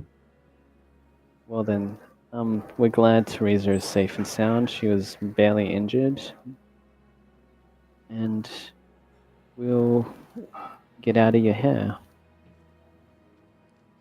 All right. Well, once again, thank you very, very much. And I'll be sure to mention to the Green Griffins just how superb you completed the contract. Hopefully they will appreciate the boost in reputation. I hope so too. Have a good evening. All right. You can head out of the store. So, evening is coming quickly. Is there anything else you guys want to do in the city? Any other shops you wanted to bounce to quickly before? Well, anything, really. I don't know about the rest, but I would like a bath, but... It's probably starting to get pretty late in the day. Can we get a bath at the inn? Yeah. Or is there a separate bathhouse? Was that a question to me? Dwarves don't smell. Sorry, that was to Rip, yeah. I don't... At the inn, there would have been basic facilities that you probably would have used the last time you stayed there. So, yeah, you could have a bath at the inn. Dondar has a spell to learn. Sorry. Cool. No, it's cool. All right, as we're walking down to the inn, I'd like to ask everybody, when do you want to go see the Mallbreakers in the morning tomorrow? Like, it's been a couple of days already since we've done all these extra jobs. How would you like to prepare the next day?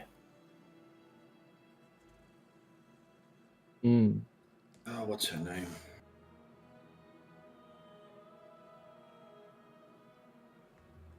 Would it be worth trying to find Gemma tonight to find out what's going on? I mean, tonight, tomorrow, it's all the same. Yeah, I think she'd be staying at the inn.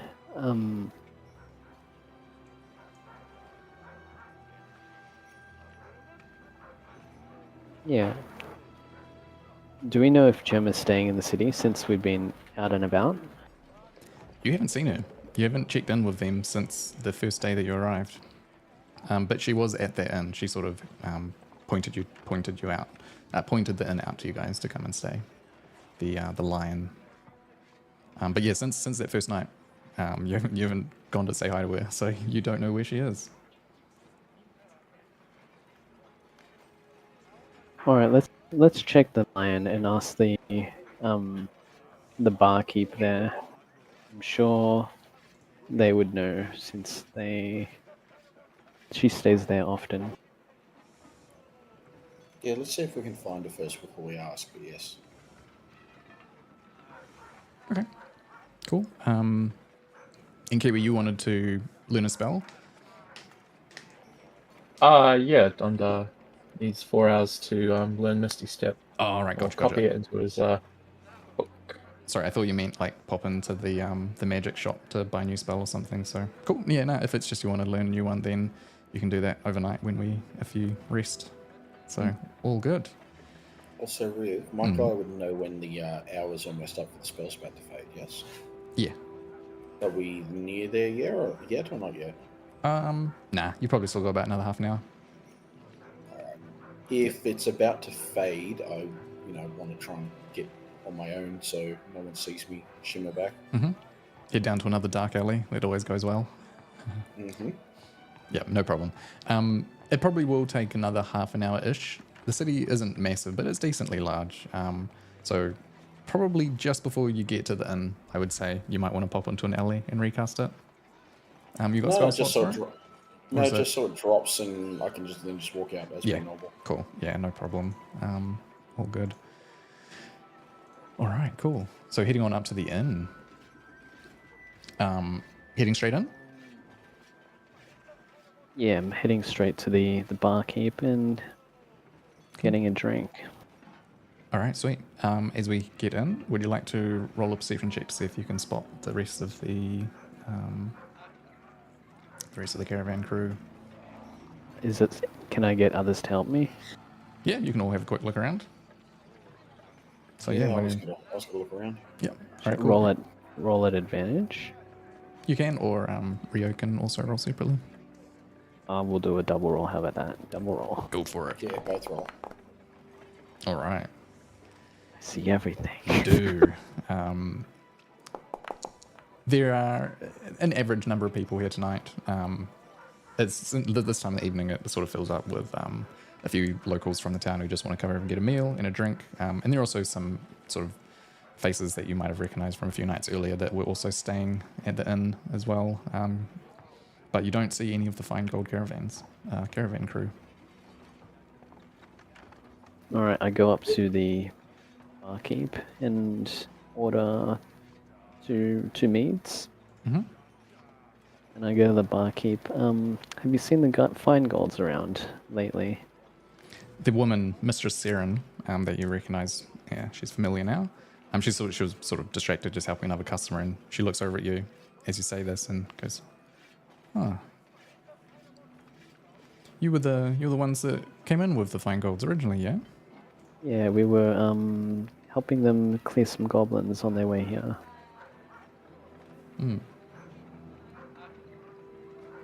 She's she kind of just pauses for a moment, looking at you guys. Come with me. She sort of just like points to you and just asks you to come with her. Try not to look too suspicious about it. Just sort of like, oh, why don't you just sort of come and help me with something back here? And if you follow, does Rio or Vale notice that I do go to follow, but I quickly look back to Rio. He would have elf eyes. He would be able to see me, hopefully. it depends what Okay. the rest of you guys are doing. Have you taken a table to have a drink, or are you just sort of milling around waiting? Actually, hold up. I take the 2 meats. I go. I'll be right back. I just gotta drop off a drink that I owe one of my mates. She just nods. So I head back to the table with Vale. I go. You're gonna need one of these to clear your head, maybe. Mm-hmm. The barkeep wants me to check something out with the fine golds just quickly. I'll just be headed out the back. Just keep your eye around. Something may be going down. It's kind of unusual, but I'll be back. That puts me on high alert, and I instantly start checking out the rest of the patrons, looking for anyone who's looking like they're drinking, but not actually drinking. Spread the word discreetly to the rest of the team, and I head back to the patron. Do you want to roll a perception check, Valerie? In my one eye.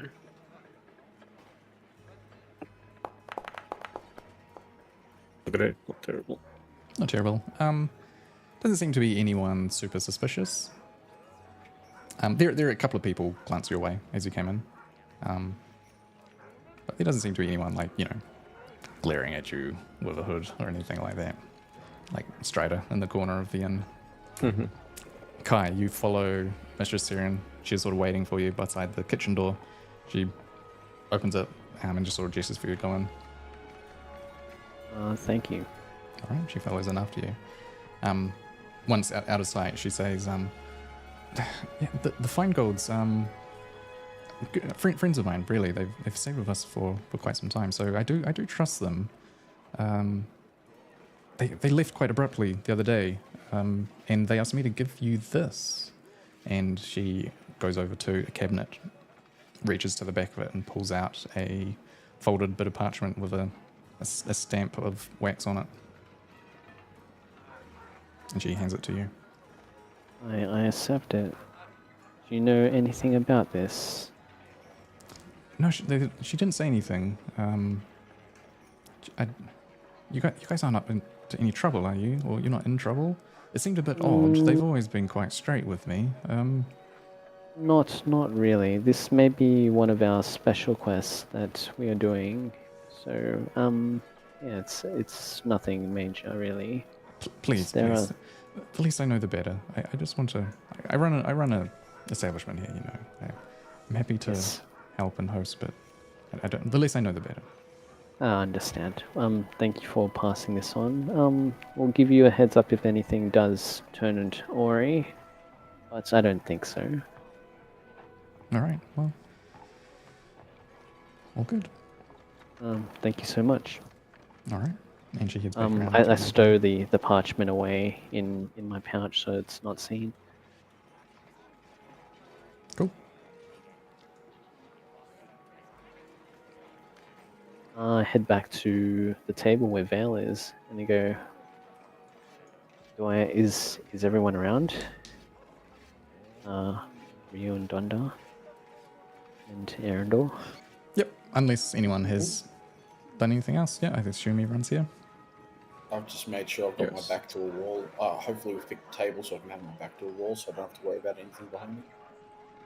I just vaguely say, Pine Golds are out of town at the moment, but we should get some rest once we've finished eating, and maybe meet up in Vale's room, or Donda's room, anyway. Maybe Donda's room, since he needs to learn some stuff.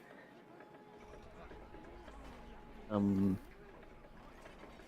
guess I need to go back to barkeep and pay for... Do we want double up rooms? Two up rooms? Or does everyone want individuals? Yeah, double up for safety.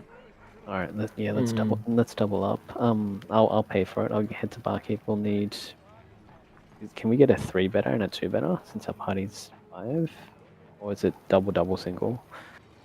Yeah, you can get a room with 3, so there'll be like a bunk, so two bunks, and then one A by single. itself, one single, yeah, and then there'll be Yeah, another that'll room be- with 2 singles in it. That's fine. There'll be be great.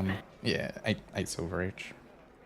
All right. So that's. I'll tick off 16 silver off my thing. I'll pay for it. Cool. All right. I guess is everyone finished eating? Mm-hmm. We don't need to roleplay a meal.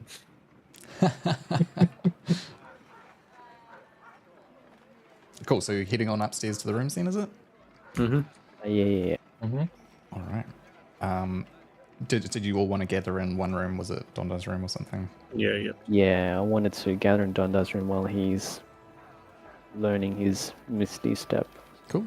So who's going in which room then? Who gets the bunks? I don't mind going bunk. Bunk is fine with me. I don't care. Cool. I don't mind. Doesn't bother me. Sweet. And then Vale and Erendor can be in the other one with 2 singles then. Sounds good. Alrighty. So in the room of the bunks, you make your way in and sort of yeah, it's nice. This is a very nicely furnished inn. It's not like a super wealthy aristocratic one, but very, very comfortable. Couple of nice bunks, desk to sit at, wardrobe, all that sort of stuff. What would you like to do, Kai? I'd like to close all the curtains and the windows and lock the door. All right, yeah, no problem. There are like wooden shutters, I think, on the outside. You can close those and then slide a curtain across. All right, everybody. The mistress of the inn left a sealed parchment with me from the Fine Gods. They left very hurriedly out of town. I do not know why, but I'm sure this parchment will explain a lot. And I unstowed the parchment that I hid in my pouches and laid on the table. All right. So it's just one letter you can see with a very nice scripted handwriting, and this is what you can read.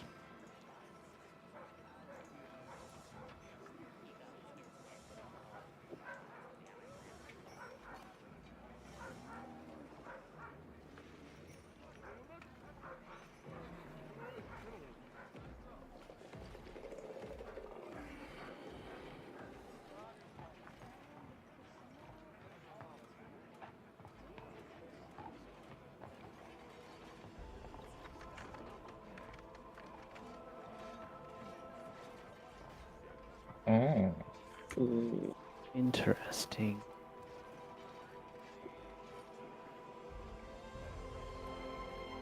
Lady in deep black cloak. Well, that's something to keep our eyes out for.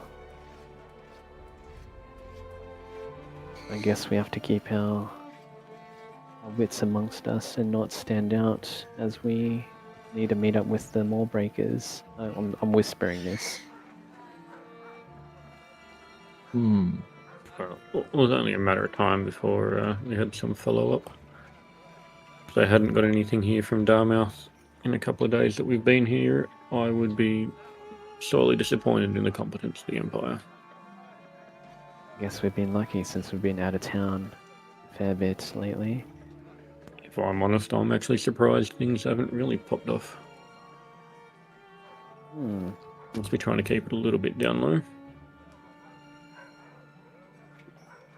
Alright, knowing this, how do we want to approach, how do we want to plan about tomorrow's activities?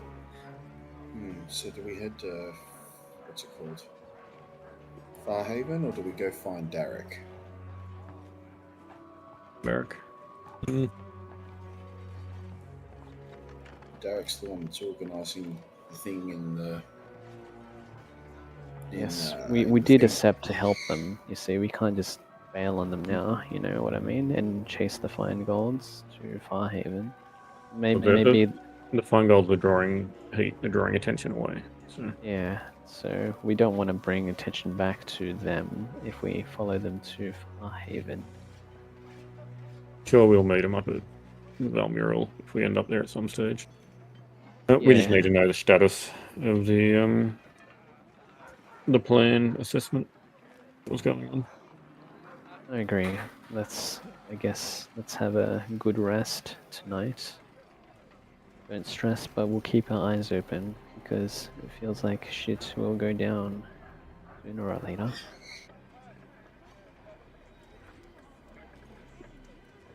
All right. How's that Misty Step book going, Dunda? Well, if you could stop talking and let me concentrate.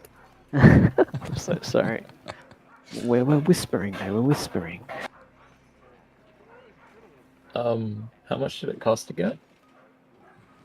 It is 50 gold per level of the spell. So this is a second level spell, and it's not enchantment, right? It should be... Oh, what is Misty Step? Check D&D Beyond, I can't remember. Misty Step. I can't remember either. Conjuration. There you go. Yeah, so it'll be 200 gold. Sorry, 100 gold since it's a second level spell.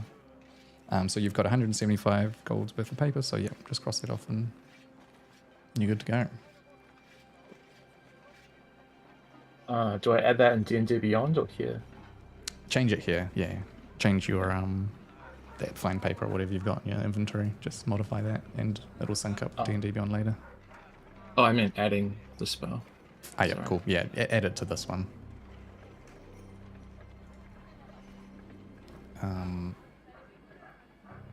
Okay, cool.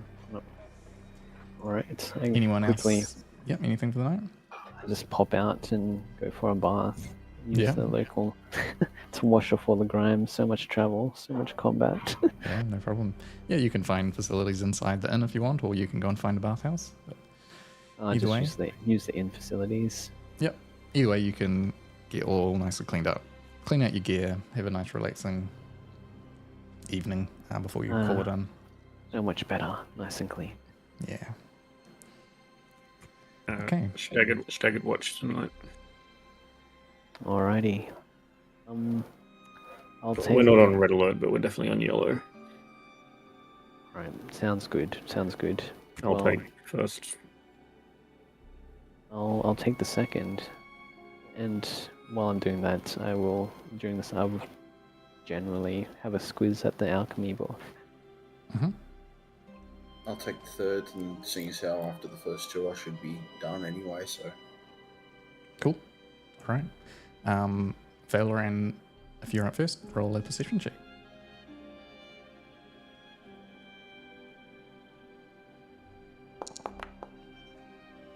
Cool. Quiet. Yeah, it seems quiet. You start hearing the people down in the inn start to leave, but nothing else seems to happen out of the ordinary tonight. Next up would be Kai. You said you wanted to start reading the book. Do you want to just roll a straight intelligence check for me?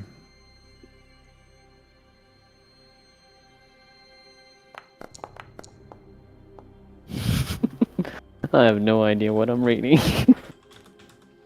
It's quite a dense book. Lots of jargon. You know, you're used as a druid. You're used to more feeling the spirit of the natural world around you, whereas this is a lot more technical, scientific. So it's a bit confusing. But you start picking up the odd word that looks familiar after reading a few pages. But yeah. Okay. Cool. Roll a perception check. I'd like to constantly tap myself and cast guidance. Yep. And I would go perception.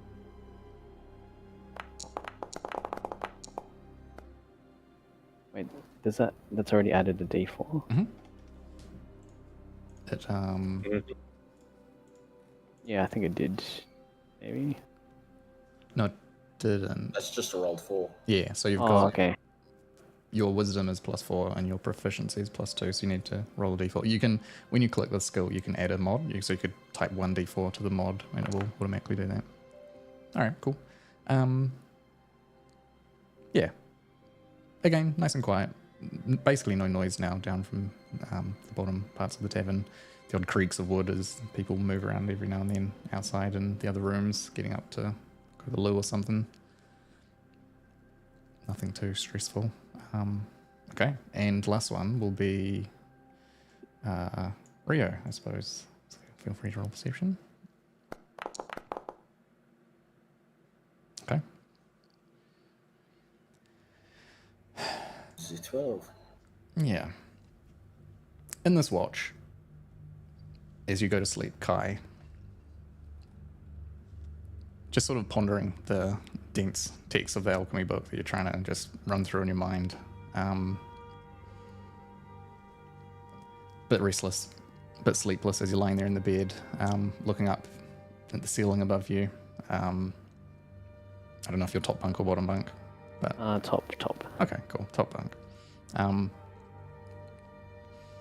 The roof above you starts to become transparent as you're sort of like locked in, staring above, and it just almost starts fading away, revealing the night sky, the stars shining and poking through the black void. Moon off in the distance, far below you, far below your line of sight, as it's peeking up over the horizon. And once again, as has happened a few times now, you feel yourself lifting up through the ceiling, passing straight through it, and just the world dropping beneath you as you're sort of flying and flying and flying.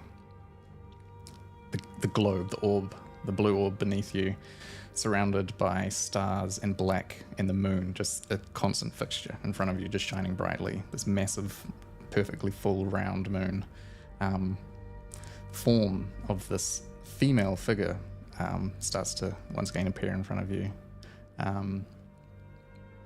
coalescing into a now familiar form that you've seen a few times in your visions. Very tall, slender, long silvery hair that stretches all the way down and wraps around her feet and just sort of dangles beneath her in the void.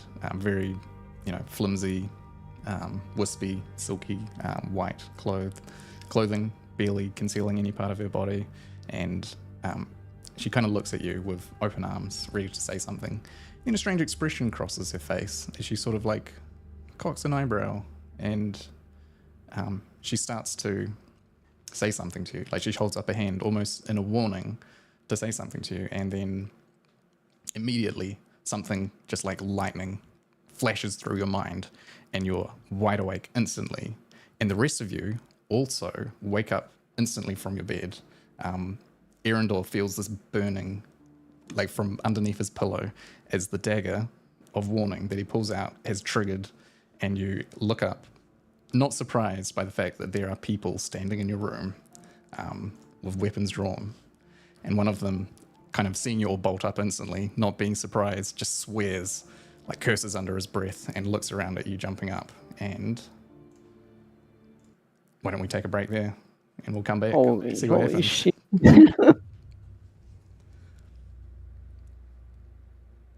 So we'll see what happens with that. Give you guys like, what do you want, like 15 minutes or something? Have a drink? However long you need. How much time you need, Ruv? No, I'm good to go, but yeah, don't want it to, drag Question. for too long. Yep. Is this right at the end of your shift? Would it be like 4 hours done, or? It would is be this sort of during? probably mid your shift. So I don't think any of you would have had a long rest yet, technically. Yeah. I only need 4 hours though. That's why I'm asking. Cool. Yeah. And so the first couple of watches, I think you'll be all right then if you were doing your trance. Means So I can hit my long rest button. Go for it, man. I've recovered nothing Yep. because I couldn't sleep. Only the full-blooded elf, I think, would have recovered by this point. Mm-hmm.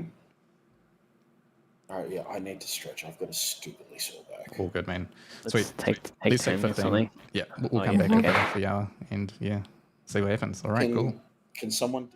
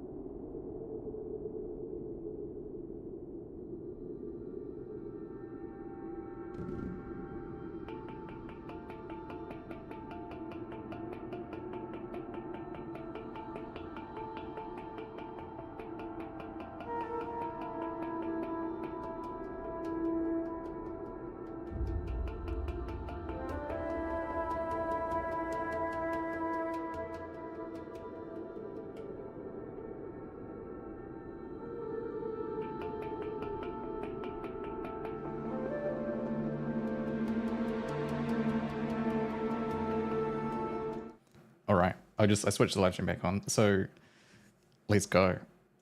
Valoran and Donda, you're in a room, and the other three are in the other room. And you've all been alerted and woken up by this weird pulsing feeling.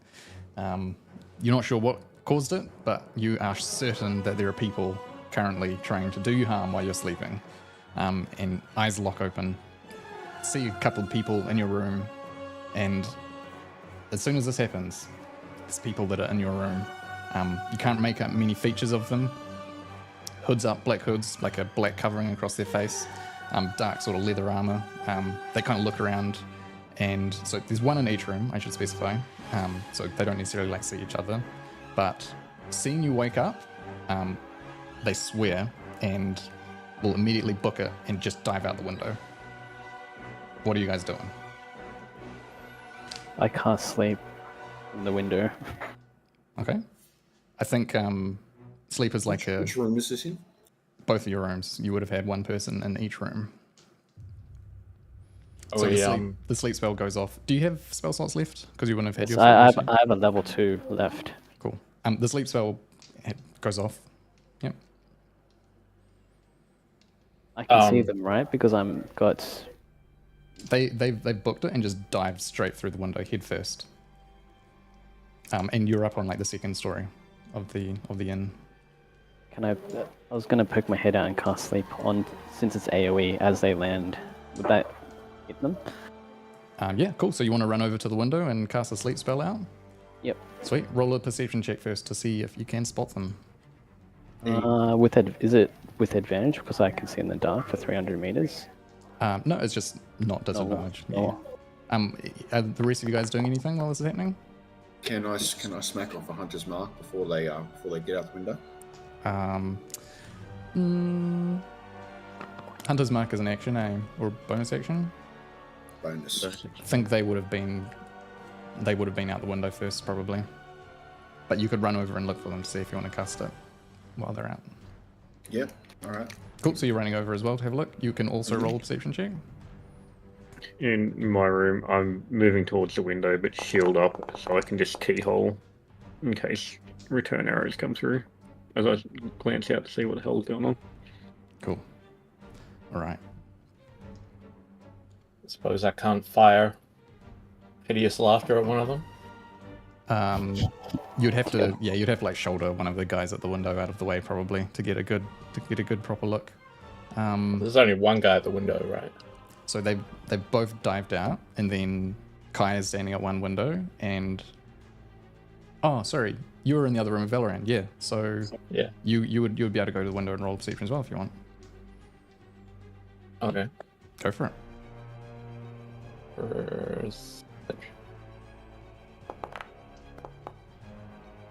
All right. So, what you guys see, you can see two figures. They've separated. On either side, there's a alleyway out. There's like the back part of the inn, and they've separated, going different directions. Kai, you do see one going to the left, the dude that was in your room, and Donda, you see one going right to the other room. The one who was in your room going to the right. So, given this, what are you guys doing? You're casting your spells. They would have double dashed. So they're probably 30 or 40 feet away at this point from the inn, as you've taken time to get out of bed, run to the window. So 30, 40 feet away. That's cool. I have a 90 feet sleep spell, so I would cast it at second level All right. to hit Just one of the them one because guy? because they're apart now, right? They've already double dashed, so can't. I've Yep. only got 20 feet sphere. Correct. Yeah. All right, I'm gonna roll. Go for it. I have to place it. Okay. Oh, don't. You can just click. Don't do a template. I think. Don't worry about it. I just roll damage. Yep. Roll the damage. This is just to see how many hit points. Okay. The spell goes off, and you center it perfectly on top of the guy, but he just keeps on running. Donda. Sorry, so they're greater than 30 feet away from me? Yeah, probably roughly 30 or 40 feet away. Because they would have. Okay, is it 30 or is it 40? Okay. So they've got 60 feet of movement. So they would have spent diving out of the window, say 20 feet or so of movement to like dive out the window and land below. And then of the remaining 60, maybe 40 feet away. Yeah. So we'll say 40. So I don't think I can do anything without attempting to kill them.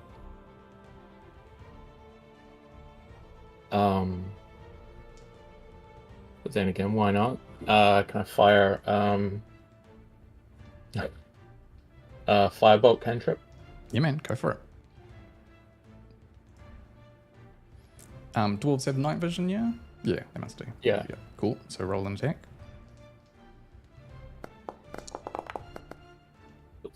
Right. The firebolt lashes on down the street, sort of lighting it up as it goes, but just smashes against the stone above his head. He sort of like ducks instinctively, and they are booking it towards the end of the alleyway. All right, the rest of you guys, what are you doing?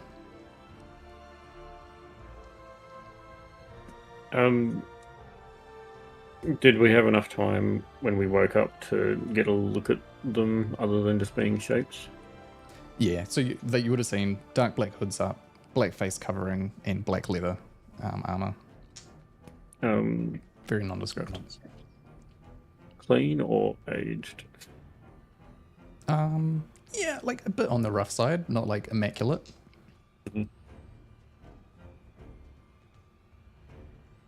They ran when we woke up, so I'll probably just yell out "hold," so the party doesn't go chasing off down alleyways after characters that are potential bait. Okay. I'm assuming with my perception I didn't see them. Yeah, not quite. You weren't sure exactly which alley he would have run down. Alright, I take note of the one that I was casting sleep on and the direction he went off to, but I do not chase. I go to unlock my door and meet up with Valorant next door. Okay. I stop him from doing that, grab two swords and say, let me go first. Alrighty. All right. Open up the door. Look out into the hallway. Perception check. Rio?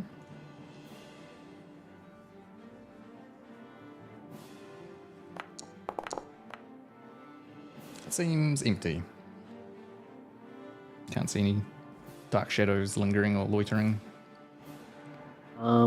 As you look, poking your head out, I would like to tap Rio on the shoulder and give you Vigilant Blessing.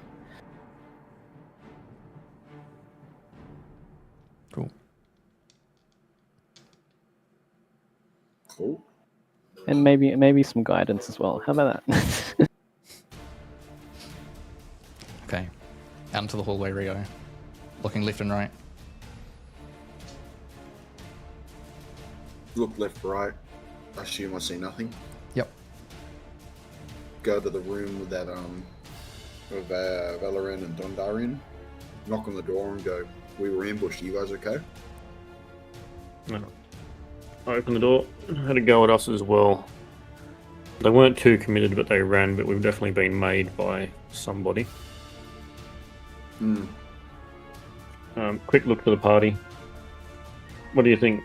Thieves or something more? From what they look like, they're just black hooded figures. Not quite sure. They didn't look very well dressed. Could be thieves. Could be anyone really. This is a town of thieves, right? There's more than one thieves type of group around. I'm thinking thieves. Assassins wouldn't they try and get their job done?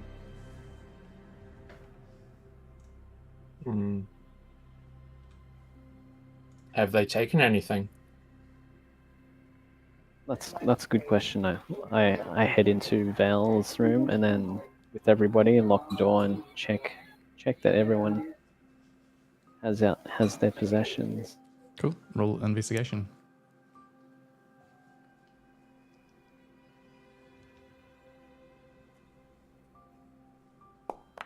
Everyone or just Kai? Oh, you can if you want to as well. Did you say that when we woke up, we thought we knew they were going to do us harm? Yeah, they had daggers drawn. The power of the dagger, like the dagger of warning that Erendor carries, you don't really know how it works. Or the only thing that happened to you was you woke up and you're convinced that there was someone about to do you harm. So not only thieves. All violent ones. You guys can have a quick look around, pay yourselves down, check your positions. Rio and Kai has a quick look through the room as well, checking, each other's bags and stuff. Doesn't seem like anything is missing. There must have been some sort of thief or something because I locked the door before we went to sleep, so they must have picked it open. You guys too? Probably came through the window. Oh no, I closed the windows as well. They smashed through the windows when they went out. Yep. Yeah, that's true. Wooden shutters that you can see are ajar. I'm in favour of displacing just in case we are on yellow alert, and that just pushed it to red for me. Can we get Well, out of the city? I don't think so. just- Let's just head straight to the mall breakers at night, hey? Maybe see them directly, but let's just move and see if we're followed. Alright, in that case, Vale, with your good eye, everyone group around. I will share with everybody Eyes of the Night. All right. So just to clarify the long rest rules, you can have up to 1 hour of non-rest, I suppose, before the long rest becomes invalidated. So if whatever you plan to do now takes longer than an hour, then you wouldn't be able to rest. So just something to consider.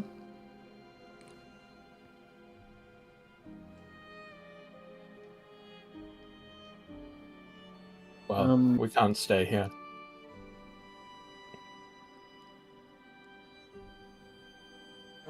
So what's the plan? I said personally, I'm in favour of moving. Do you have As any far as I'm idea? aware, this area is compromised. That's me. Alright, you've got any idea where we should go? Either the Maw Breakers or to the child thief hideout. Is that more than an hour from here? If we book it through the city? Well, I guess if we're moving fairly quickly. Better alive than not rested.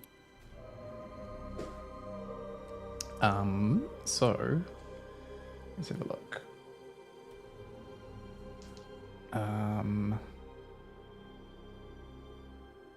You're pretty close to the wharf. You'll be able to get to the Moorbreakers compound probably 20 minutes. Pretty close. The cubs, the den of what do I call them? The boy. The veiled cubs. Jeez. They are probably pushing it. You took quite a twisted route the last time you got there. So it's a decent further into the old city. It might be an hour, might be a little bit more, might be a little bit less. We can head for the docks. 20 minutes to the docks if we play it carefully. And we're watching our trail. It might take a bit longer. I don't want to lead whatever's going on directly to the docks, but it is probably the safest place to retreat to. Alright, let's do that then. Okay. So, assume you don't want to take main streets, try and book back alleys and stuff like that? Or do you want to go main streets? Probably a bit of a mix, just so we can watch our trail. Cool. We don't know if we're being followed. All right, and going carefully. Everyone can make a stealth check if you like. Mm-hmm. I would like to... Okay. Clunk, clunk, clunk, clunk, clunk, clunk, clunk, clunk, clunk. All right. Natural 20 from Donda. Donda's a stealthy dwarf. It's my stool. It's always kind of thrilling these like early morning adventures, I suppose, tinged with a bit of stress and anxiety around not knowing whether or not you can sleep or rest safely in the city. But there's kind of a chill to the air, and you can't help but be a little bit excited about it. The tinge of blue is slowly rising on the horizon as morning is approaching a few hours from now. Making your way through the city, you take a little bit longer than what you would normally do if you were just booking it straight there, but you make pretty decent time slipping into the odd alley and being very careful to watch your back. But yeah, eventually you make your way down to the harbour. Haven't seen anyone in pursuit that looks suspicious. There's the odd early riser starting to open up their market stall and stuff like that, but no people in black leather. Coming down to the compound, you can see the familiar big stone walls that lead into the Moorbreaker compound with the gate out front. There's just like one person sitting on a seat, sort of back leaning up against the stone wall as you approach.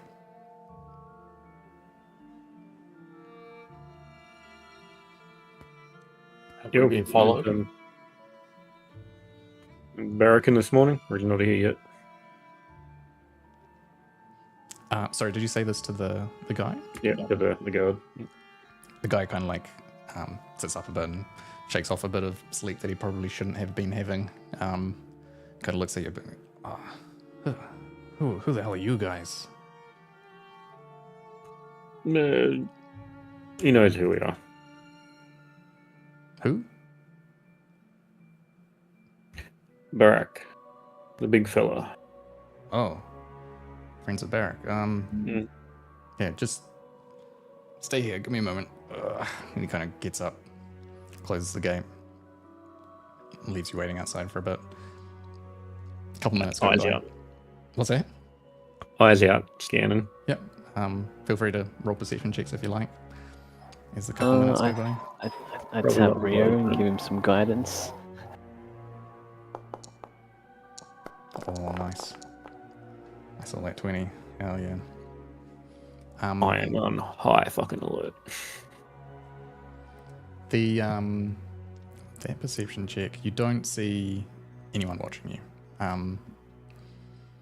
Although you do, being down on the dock, you do seem to remember the last few times you've been down here, there were a few people that kind of seem to have noticed you. So you wonder, does seem familiar. Wonder if there is any connection.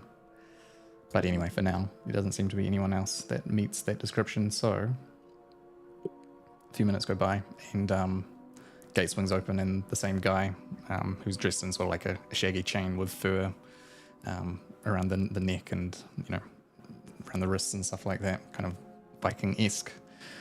Barak, the big man himself, comes out like shaggy hair, looking all scruffy, probably just been woken up, and he comes out and goes, well, bit early, wouldn't you say? Come on, come in. Taking in the situation, realizing this is a bit out of ordinary, just ushers you in quietly without any other comment. And you can follow him inside into the main hall of the Moorbreakers compound. Once you're inside, he kind of turns to you and just says, well, I suspect there's a story to be told here. Are you guys all right? Fortunately, we had some dark visitors in the night. On top of the fine golds, I'm sure you're aware that they've moved on. I imagine they passed a message on to you as well. Yeah, a couple of days ago, Gemma came and saw us. I have a feeling we may be compromised, in which case things are probably about to get a bit heated here in town. He scratches his big, long red beard. Knives in the night, eh? You haven't made any enemies since you've been in the city, have you? There are certainly cutthroats around. Maybe one or two, but nothing that would really pin us down like that. And given our unique situation, probably better to be safe than sorry. Indeed. Well, you're most welcome to stay here in the compound if it makes you feel safer. Be that as it may, considering current events, I doubt that we'll be staying here for much longer. We are nearly ready to go. It's very good news. Coming in, I've noticed we used to have a few watchers around the dock. I'm not seeing them at the moment. Is that early morning, or is a bit thin out there today? Just for my benefit, you're saying this to Barrick, asking about like Yeah. the Moorbreaker watches? Or just like you were saying with the Nat 20, that I've seen people out on the docks before, but I'm not seeing them at the moment. Is that Well, something you're aware of? there are, let's just say, certain parts of the dock seems to attract certain less reputable people. This time of the morning, not much business to be done, but who knows what sort of people will be out there on the average day. You say people have been watching you on the docks before? There's always eyes on the dock, but yeah, just making sure. Not something I would know about, although, like I said, plenty of different factions here in the city. Could just be you stepped on the wrong toes without even knowing it, and they've been sort of following you or watching you. That makes sense. We thought they were your boys. No. Trust me, my boys aren't that subtle. If they were watching you, you would know about it. Speaking of, might be an idea just to pop the guard up, get them a little bit more awake and ready, just in case. We've got followers from Darmouth. Then, like I said, the city's probably about to warm up. That's a good point. You don't think you were followed, do you? Or do you have reason to believe? Well, given the Flying Golds spotted a follower, and it was only a matter of time before word came. The Empire's not that incompetent. You think they were connected to you? The Gemma seemed to suggest that they were more likely to be associating with her group. Would they recognize you, or? Probably not. There was a lot of overlap there, who knows. All right. Well, it's a good suggestion either way. In the time we have left, I'll be sure to make sure we keep a few extra eyes out. Anyway, come, you look like you definitely need to close those eyes. Looking a bit dark, like you've had a few long days. I'll show you to some quarters. They won't be pretty, but serviceable. And then we can discuss in the morning. Sounds like a plan. Much appreciated. All right. And he leads you back on through the longhouse to a, I wouldn't say cozy room, but serviceable. There are a few sort of bunks scattered around. It's kind of like more like a barracks sort of a room than a hotel. Stone walls, straw beds, but serviceable, and you can complete your long rest. So feel free to smash your long rest button. Feels right at home. True. All right. The morning comes by and you wake up. It's a bit cold in here, not the best insulation. The warmth seems to be soaked up by the stone walls, but nonetheless you come out and open the door, and there's a bit of movement. A few people have, woken early. You can see a couple of people you recognize. There's an older dude who kind of looks, similar sort of stature to Barrick. He's just pacing through the he's coming out actually of the room out onto through the doors outside. And yeah, what would you like to do this morning? Heading straight to see Barrick?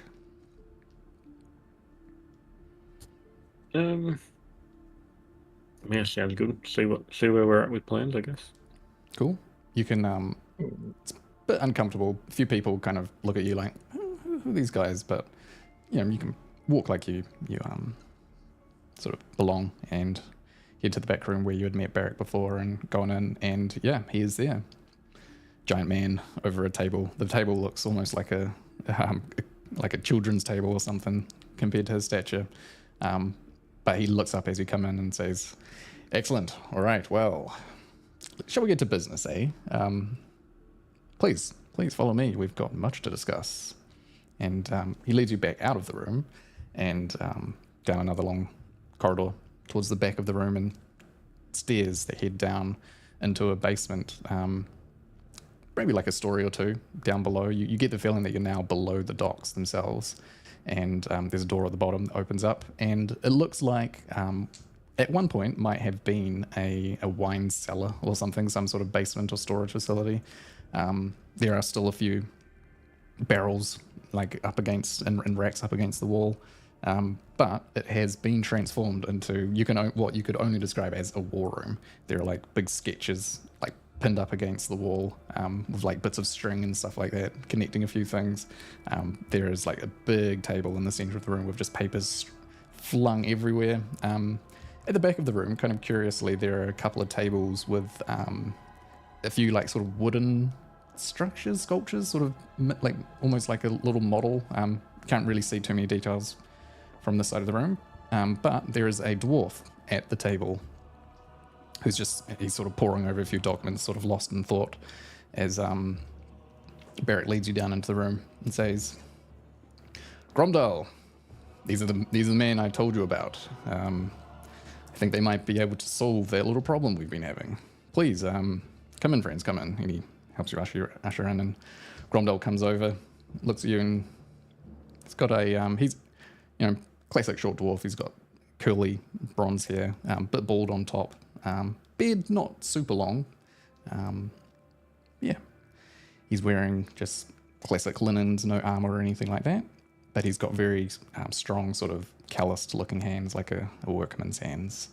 And he comes over and says, "All right, well then, shall we get to business? How much, Barrack, how much do these guys know about what we're doing?" And Barrack says, they know enough. We've been through the high level. They were the ones, in fact, who actually brought these. And he gestures to the parchments in front, and Gromdal nods. All right then. Any questions up front before we get into it? He looks at you. I'll look around all the maps in the war room and crack my knuckles, feeling very, very comfortable in this situation. From what I gather, we're looking at a demolition job, in and out. Aye. Pretty much. And that's the bit that we need to talk about. Barrack holds up a hand and just says, just before we get to that, so, of course, primary objective here, so just so we're all on the same page, is to destroy Skyreach. However, something we need to consider is there are hundreds, potentially 1,000 slaves currently working imprisoned there on the structure itself. I plan to save as many of these people as possible. They don't deserve to be killed. They don't deserve to be left out there stranded. And I guess if we consider it from a selfish perspective, the more people there are to spread the story, well, the better that would suit our cause, wouldn't you think? Plus a few extra recruits. Indeed. So the idea is that the Albatross, it's my ship, we'll go out ahead and prepare the strike force. We'll be followed by several other Moorbreaker ships who have been leaned down in terms of the crew, ready to assist with and transport as many people out as we can. Assuming all goes well, destroy the bridge, get the people out, be as if we were never there, apart from the smouldering ruin of the Empire's grand design. Well, anyway, he has a wry smile. You get the idea that this has been on his mind for quite some time, and it's all coming to a head now. He gestures to Gromdal. So please, why don't you fill them in? At this, Gromdal reaches through the stacks of paper and starts pulling up to try and find a specific one. No, that's not the right one. Here we are. And he pulls up a page for you all to see. It's sort of like a pencil drawing, and you can see there are some additional like sketches and stuff that he's added to it. And over on one side of the page, there's like a few calculations and stuff like that. And he says, "Well, This is it. This is basically the key part that you need to look at. I've done a few calculations and, well, some simulations, and he gestures over his shoulder, pointing to what, a bit closer now you can see. It's almost like he's built these model structures of the viaduct itself from wood to almost sort of test, using the schematics. He's tried to recreate it so that he could test it to try and find the weak points. And he says, there's a bit of a flaw in their designs. I think that there are 3 places that we need to hit it with some sort of explosive, and I should bring the thing crumbling down. And he will sketch on the map a few places. Here, here, and right here. Now, these 2 columns, one out from the middle that I've crossed, they appear to be hollow if we have anything to go by on the designs. There are some sort of stairs leading all the way up. That could be a way in, and an excellent place to put the explosives. Now, this middle one, that's a bit more tricky. It's not good enough, I don't think, to do it on top of the bridge itself. It has to be underneath. And he takes you over to the structures, and you can see one of them. He's like done some manual damage on the two outer center pillars, I suppose, and then sort of tried to break the top part of the bridge itself, but it hasn't collapsed. Whereas another model he points to, you can see it has completely sort of crumbled in on itself, and he points this one and says, "See this one? I found that if I applied the damage to the very bottom of the bridge, it just fell apart." Now the key thing is, the time that it takes for it to tumble is going to depend entirely upon how much damage we actually cause. Too much and it might all come down at once, taking you with it. And not enough, it might stand for long enough for the bloody Empire to repair it. So, bit of a fine balance. I've tried to figure out exactly how much we need. And he walks over to the corner and just like in one big sweeping motion, pulls this cloth off a big sort of, I guess, pile of something, revealing a big stack of gunpowder kegs. You can tell because they are sort of like, look like a normal beer keg, but they've got red like crosses through them and, do not touch sort of symbols on them. I reckon about 3 of these on each location should do the trick. But with these things, it's imprecise. Bit of a gamble. Now, this is what we have to do. How we do it is the question, and that's something that we're hoping you can help us figure out. So what do you reckon? What are your initial thoughts on how we could do it? These kegs are pretty big, hard to transport. Aye. They're probably 20 or 30 pounds each. One person could probably strap like 2 to their back. But carrying 3 for a single person might be a bit tricky. They're not like massive like wine barrels, they're more like beer casks, I suppose. Initial thoughts? Give me 100 good men in a week. We could probably do it, but I don't think we got either of those. Actually, yes. What's the time frame we're looking at? Barak.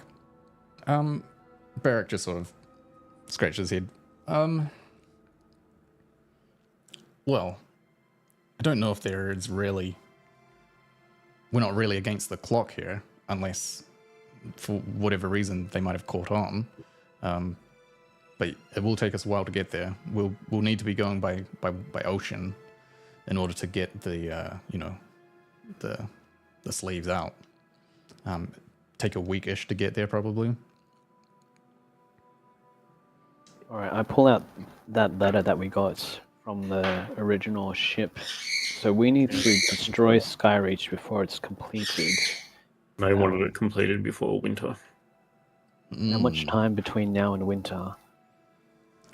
Well, you tell me, friend, when do the seasons even change? Well, I guess you could say it's already winter. Maybe winter is a few weeks away. So at most we only have a few weeks.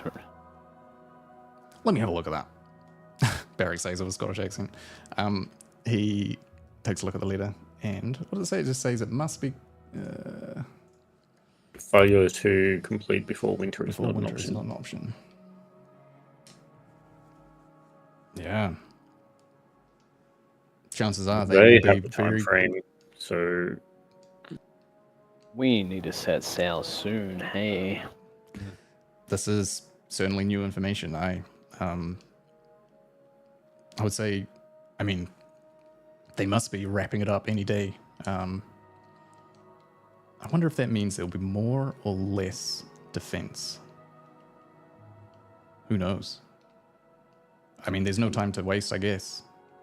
it's also the question of how complete it is. You base your models off the drawings, but the drawings are of a complete setup. Can be very well not fully built. Aye. That's true. Do we have any estimates on guard strength? You're talking upwards of 1,000 prisoners. You're gonna need a lot of bodies to keep them in line. Not to mention guarding logistics, transport, Yeah, that materials in and out. yeah. The information wasn't specified in here around that. We can only assume that they had hundreds of people working on this, but there's no way to tell. There's no specific numbers. We can assume there will be some military presence there. What we can tell you is at the base there are encampments on either side of the river. This middle column, he points to. Oh, don't do this to me. All right, I need to do a quick reload because I cannot ping. No, my immersion. All right, he taps here and says the river flows between these, and the middle two columns are in the water itself.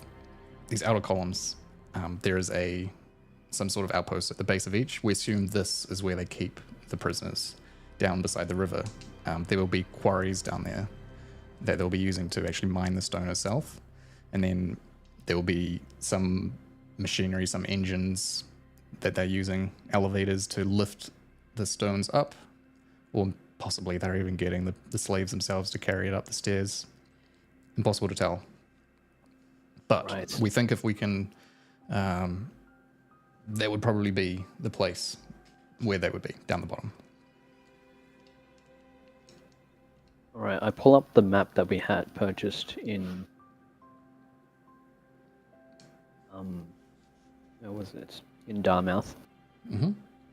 And I asked Barrick, do we have a approximate location on where this bridge is being built in relation to the map and our way of approach is by sea, so which path will you be sailing up towards it?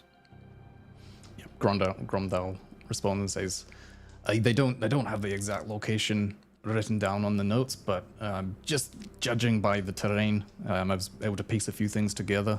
If you come back over to the map, I can activate it for you guys.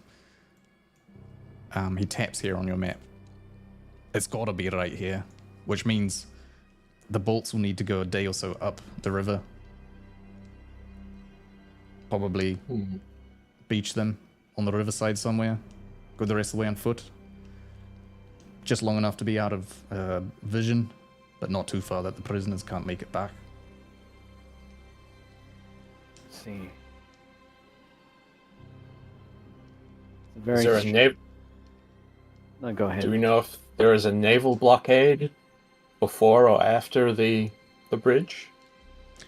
Not that we've seen before over the previous months. They clearly have been not trying to make too much attention, I suppose. If they had a blockade, then people would be wondering what was going on.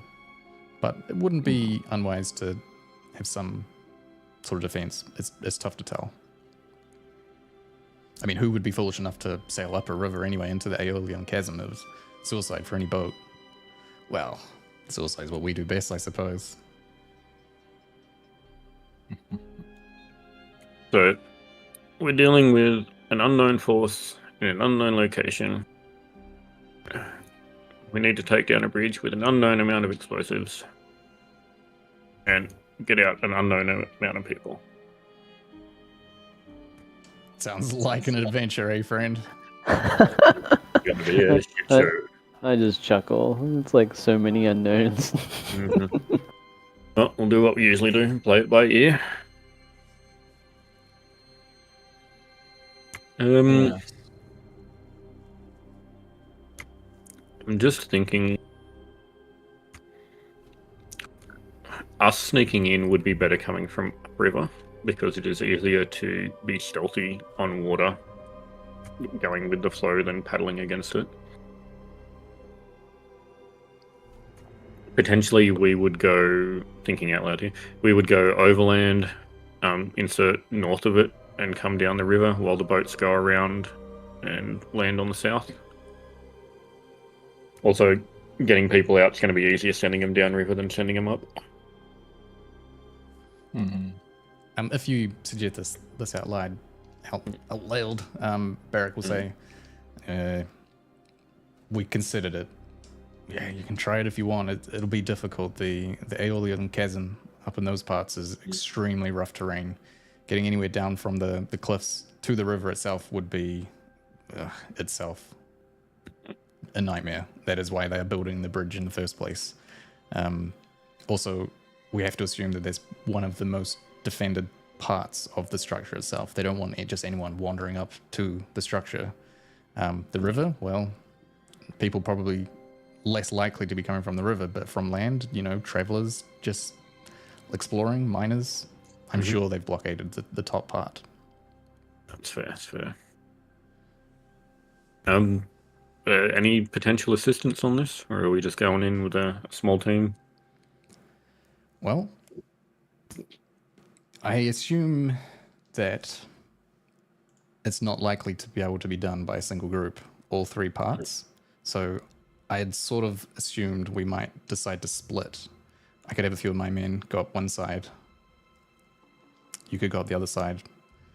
And I don't know, we figure something out. But the middle part of the bridge, that's the tricky bit. It's really where I was hoping that people of your expertise might have some ideas. It's not really something that my men would be, accustomed to. What is the scale of the bridge? Oh, based on these designs, it's got to be massive, hundreds of feet tall. I'd say 300 or 400 at least. So from the surface to below the bridge, how many stories could that be? Several, potentially dozens. Let's just say you wouldn't want to fall. I mean to the underside of the bridge from the surface. Right. Probably. It can't be more than 20 or 30 feet.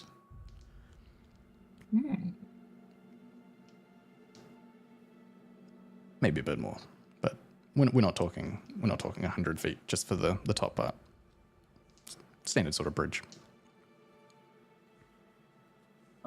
With your testing, does it list what materials they'll be using to create such a grand, massive bridge? They're mainly using the stone from the gorge itself. Like I said, they've got huge quarries there that they've been carving away. So I can assume they've got a big mixture of chunks of rock and small pebbles, mortar being used between the bigger and smaller pieces. Yeah. Unlikely to be any wood.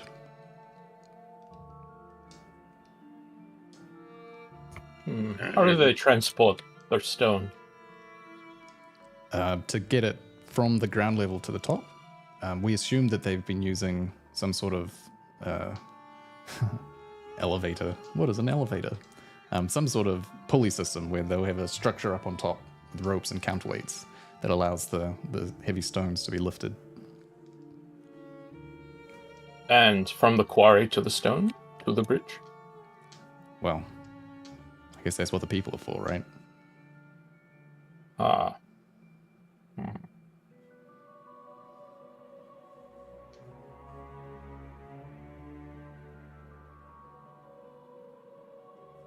While pondering this, I asked Barrick, does the Moorbreakers have any experienced spellcasters that could use destructive spells to assist in damaging this structure? We did sort of consider this. None of my guys are really spellcasters. Bunch of crazy hooligans, honestly. No time spent noses in books. One thing that would be nice would be a way to communicate between the different groups if we were to split up. You know, magic would be a good way to do that, but yeah, unfortunately we don't. We're sort of lacking them on our side. We could try to, I guess, hire someone in the city. I think less people that know, the better for now, because you'd have to. We're low on time, and to find someone of suitable nature in such short notice would be very suspicious, especially as coming into the city. We did notice that there were more guards than usual. Yeah. The city has been a bit on edge. Just a thought. Our alchemist we did a bit of work for had a potion of invisibility that could get one charge in place. Well, that's true. That's true. So it's an hour of invisibility. Okay. I pull out my clicking candle. If we go by night, I can click this candle to give some sort of signal. If you can see, I snap my fingers. I like it. Getting the charges in place is one thing, detonating is another. Gromdale says, no worry there. This'll do the trick. And he just shows you he's got like just bundles and bundles of fuse. Stick one of these in the keg, wind it as far as you need, and just light it. Yeah. I'm guessing a flaming arrow would do the trick too, right? And I look at Rio. Or an invisible servant. Oh, It's yeah. a range The issue. charges are on the outside and not the inside of the tower, yes. I think it's more of a range issue, but yeah, the longbow can reach out and touch from a long distance. Sorry, let me... Sorry, my map was taking forever to load. I didn't see where you pinged on the main map. So this is where the structure's being built? Ah, that one, okay. Yep. I just made the blueprints active so you guys can switch to it whenever you want. Sorry, I forgot about that. How tall are we looking here, if that wasn't mentioned before? Yeah, a couple of 100 feet. Like Okay, so 4 big. land die Freaking probably. huge. Yeah, Huge, okay. very big. Do I notice that there are cables in the two middle pillars? Oh, it's just sketches. Yeah, I just like sketches like Construction. measuring distance and Oh, okay, measuring calculations and distance, stuff. okay. Yeah. I thought they were like support cables, like pinning them together. It's basically the main stone structure of the classic viaduct shape. That yeah. Mm-hmm. Yeah. So yeah, the I guess to sort of recap. Oh no, all good. Sorry, you carry on. You gonna say something? None of our castles have fly yet, do they? I think No, it's a bit I high am- level. I'm ground bound. I was And the- considering levitate, but did not choose it. It's a long way up. Well, if you start from the top, it's only a short way down. We do have a rope, don't we, Rio? We have some that may help. How long is our rope? 6 God. feet, isn't it? When you first mentioned it was underneath, my brain... Has anyone seen BBR, the Bollywood movie, where they do the... No, sorry. I'll link the thing. In general. I don't know why my brain went this way. I would expect. And now people are talking about rope. My brain is just going, no, don't do it. That's a terrible idea. I would expect a bridge under construction would have a lot of scaffolding around it. I agree. Honestly, it'll be a case of laying our eyes on it and seeing what we can do. It's just a case of preparing beforehand. I definitely think the invisibility potion is it's a free placement. Well, near enough to. Grundle, do you plan on laying the charges during the day or by night? Do we plan on placing them? Let's be clear, friend. I build things, I don't blow them up. So Turn to Barrack. Is it a night mission or is it a day skirmish? Gotta be night. well, agreed. Night is probably best, but again, it's not exactly the sort of thing that we're experts at. So we will take what you say into consideration. Personally, I feel like night makes sense. Yeah. Probably evening would be best to get as many away as possible. True. There's likely to be less people on guard at night. Wow. The old dawn and dusk get people while they're changing shifts and less alert. Mm-hmm. Since these are mostly humans, hopefully that are guiding. There's no way to draw on this, is there? Yeah, you should be able to. Tried to, but it won't let me do the draw thingy. Is it a Someone else is, but that's just deleting. Pencil. You got a pencil drawing tool. Okay, Yeah. The pencil just does white and change the color. Oh, okay. The little cog at the bottom, configure drawing. Yeah. You can change your stroke color. I can change it. It doesn't change the actual color. You make sure you click configure default to like lock it in. And Oh, then, okay. Yeah, and then you're good. It won't update the previous ink that you'd put on. So, just looking at it, my thinking is the central one is the risky one.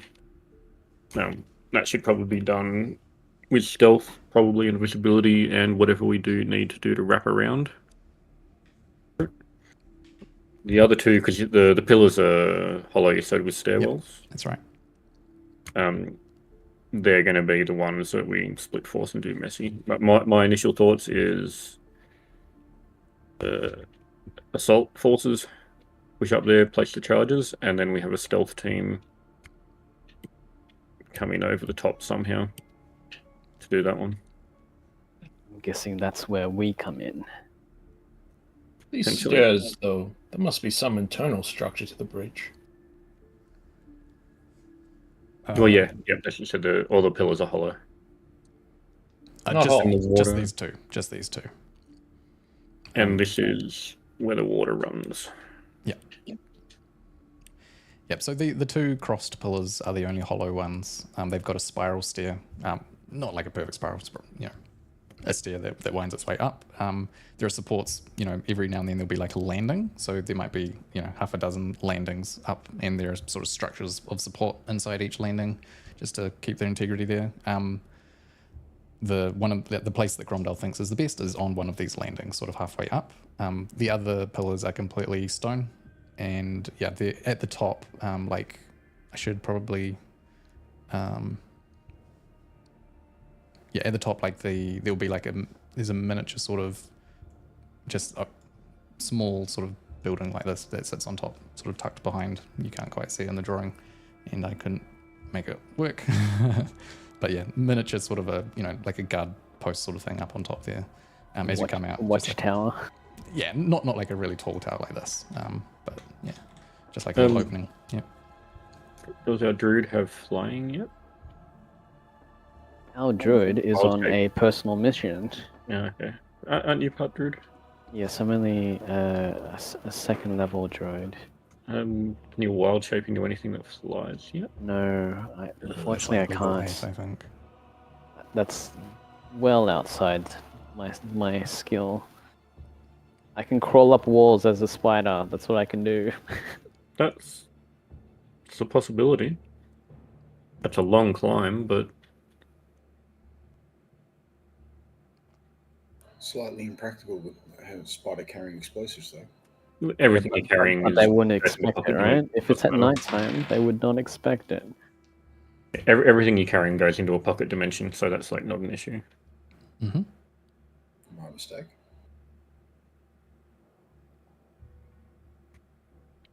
I'm tempted to send someone sneaky in one way or another up to tag the underneath one. While we send aggressive forces on the pillars, but So how many of these kegs do we have per location to place?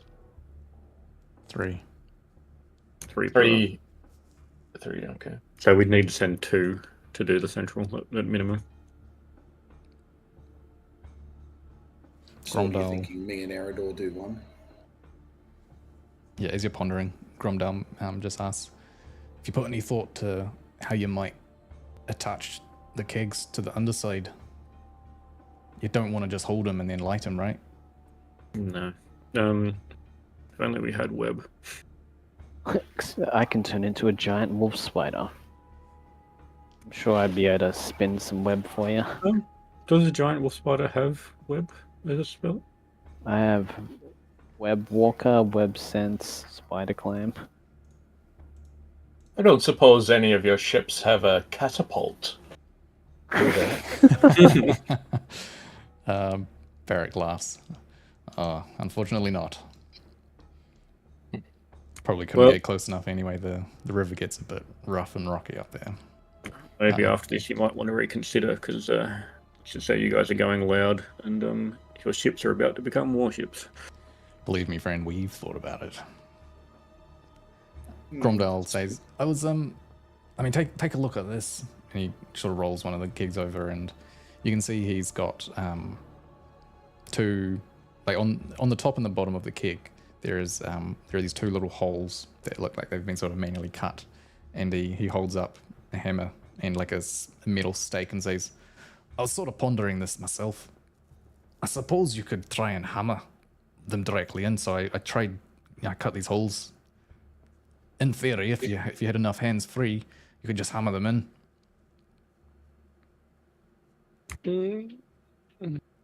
Maybe.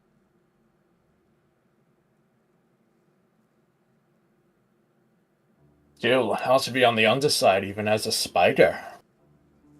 Spider can climb on the roof, but the moment they swap out, they're going to fall. That's true. I can get him up there, but I can't do anything else. If we can get a rope all the way around the bridge, we could climb down it to the underneath. Well, the climbing rope it grips, doesn't it? Mm-hmm. So you could use the climbing rope just to grip either side and use it as handholds. We are also talking to a fleet of seamen. They have ropes. Surely we can get a rope to go all the way around, if that were an option. Oh yeah. All it takes is one guard on top though to see it and go, why is this giant rope? And then go. The magical rope. At this, how much Arundel, weight can it hold?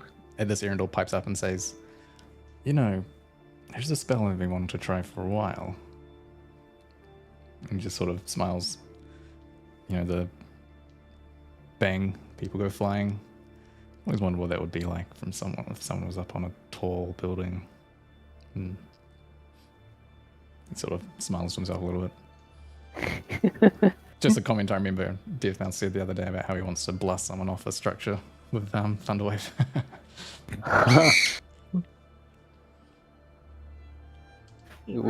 Maybe we'll keep this plan B. I could, if you want, Erendor and I could sneak up and plant the 3 charges at the top. We may need some sort of diversion or something. Well, if we do, how many men can we steal from Barak to push this? Do you mean to come with you and your group? Yeah. Yeah, for them to plant the other. You said you were willing to push one up. If you can send one tower and we push the other, or we split.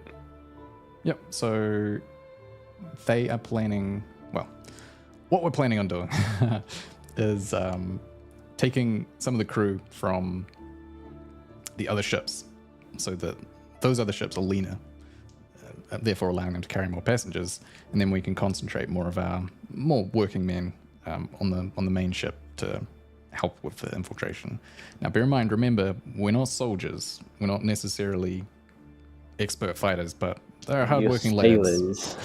And a few of us have a bit of familiarity with the blade, so we're not necessarily that useless. But don't expect a 100-man fighting force. but we could probably lend a few strong men. I'm sure we could have half a dozen or more go up either side. That'd be enough if we got the party. Potentially that could be a distraction. Depends on how heavy the guard is at the camp, each campment.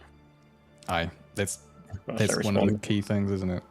How many do we need to subdue the prison camps? And how many can we distract? Mm-hmm. Do you have much of a plan for how to gain the trust of the workers and shepherd them out without a mass panic?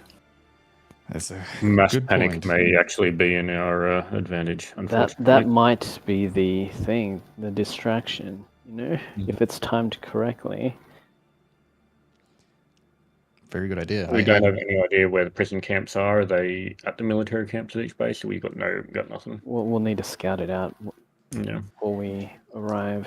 Based on the diagrams, it looks like the camps themselves are pretty close to the base of the tower. They don't want them too far away. So you can imagine they're probably, within this area somewhere down here. Yeah. So, okay. Thinking we have a stealth team, find some way to the top to place the charges underneath using the help of the grippy rope and whatever else they can use.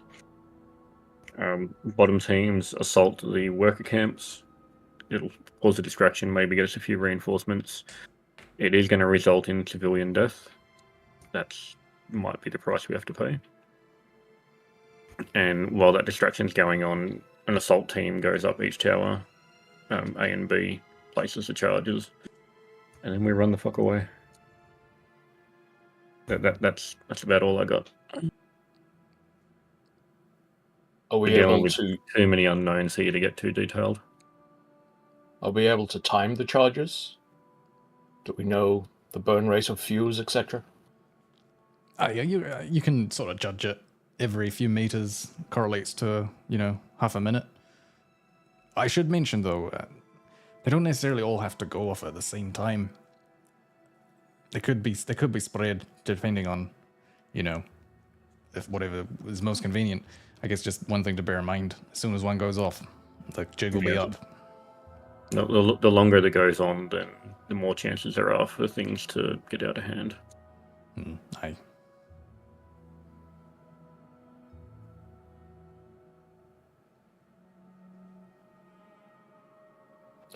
If anything goes wrong, do you have any more explosive? As a plan B. Oh, we can bring as many as we need. We've been slowly stockpiling it, trying to keep, try not to attract too much attention, but we've been stockpiling it over time. How big are these kegs again, sorry? Imagine like a beer keg, like those ones you buy from the supermarket. It's like sort of aluminium, large sort of beer keg thing. Those 5 litre ones?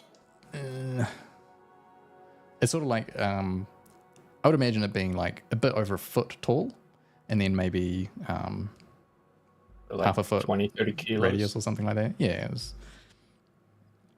So it's not like a big wine barrel sort of thing. It's more of like a hand sized keg. I don't know. I'll send you a picture if you like over the on Discord. Oh no, just trying to figure out how many each person could carry. Yeah, you like one person carrying 3 would be a bit of a struggle. Like you wouldn't be able to do anything else. But you could probably like strap 2 to your pack and then maybe carry 1 in front of you or something like that. But then you wouldn't be able to. Yeah. The only person I know who can carry 3 kegs in our party would be Arendor with Mage Hand. Yeah. I think I can probably Only only we do still one. had that giant wolf. Feels bad, man. If only, eh?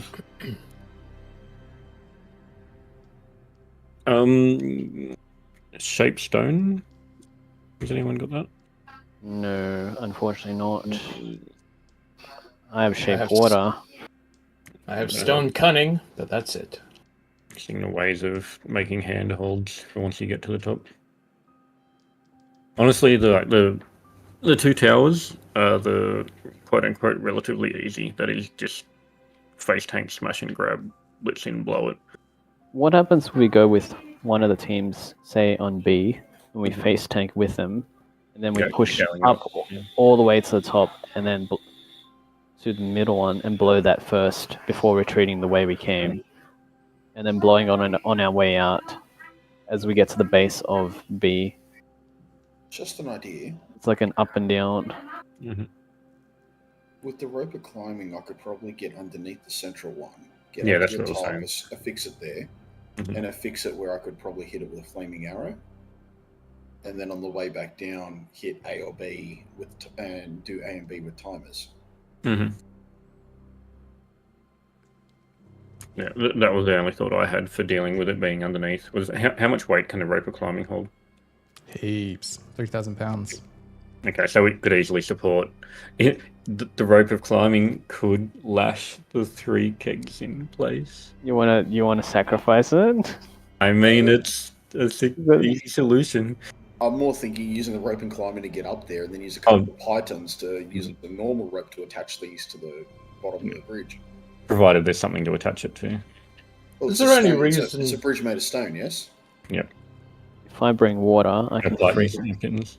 I can freeze So- the pegs. If the So- bridge is made of stone, I should be able to get some pythons in between the stone slabs Mhm. and use that to hold the weight up. Yeah. How Yeah. Is there? Rope of climbing is definitely how we get the kegs in place. I don't really see any other realistic option. Rio, sorry, remind me what you mean, like when would you shoot the arrow at it, and how were you planning on climbing up? Were you climbing up from the bottom? Yeah, if we climb up from the bottom to place the kegs in the central one. Yeah. And then like shoot it. And fix them in a way that I'd be able to shoot an arrow at it afterwards. It's a long way up. I Yeah, think with your it's a long way up longbow, again. what's your longbow range? It's like 600 or something. It's 150 no disadvantage, 600 disadvantage. Yeah, He's sharpshooter, so he doesn't have disadvantage. I don't have sharpshooter yet. it's probably in range. It would be a good shot. It'll be high AC probably, but definitely in range. I guess one thing to bear in mind, this is all water.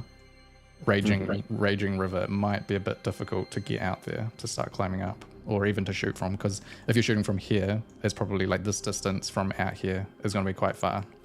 Like you can't just stand directly underneath it and shoot up, because it's That's why I'm asking for the ranges. yeah. How high up? How far is the bank? You do some Pythagoras. Yeah, I can't give you the exact numbers because video game. and If also, if we were to bring physics into this for a second, please do. Oh, I'm just talking ballpark distances. Donda can could we- firebolt it. Donda could we bring more explosives and blow holes from the Chain- top of the bridge and just drop more in Place as we go, chain explosive. as we go? Yeah.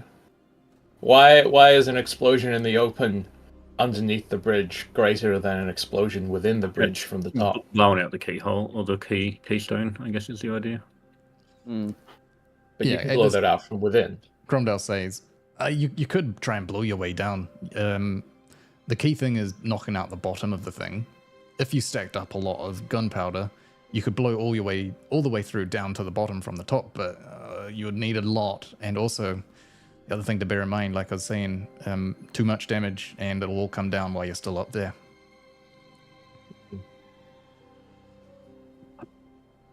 So it's definitely a possibility. With the rope of climbing idea, we don't need JC to go up there and do it. We could send someone up in spider form carrying a couple of kegs, because it goes into a pocket dimension, and they could have the rope with them to hold them in place while they're placing the kegs afterwards.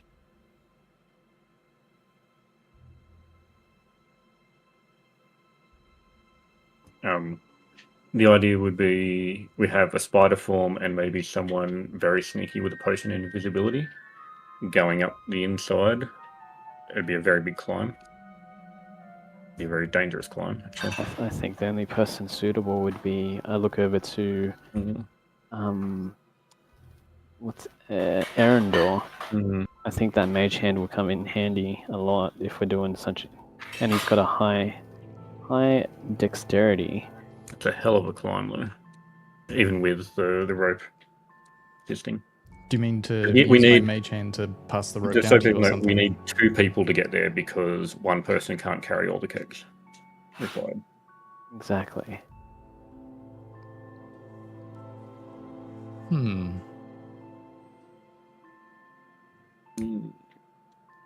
Well, bunch of good Right. ideas. How about we call it for the night here? Planning's a and challenge. Yeah, you guys can think about it and chat about it in the Discord and whatnot.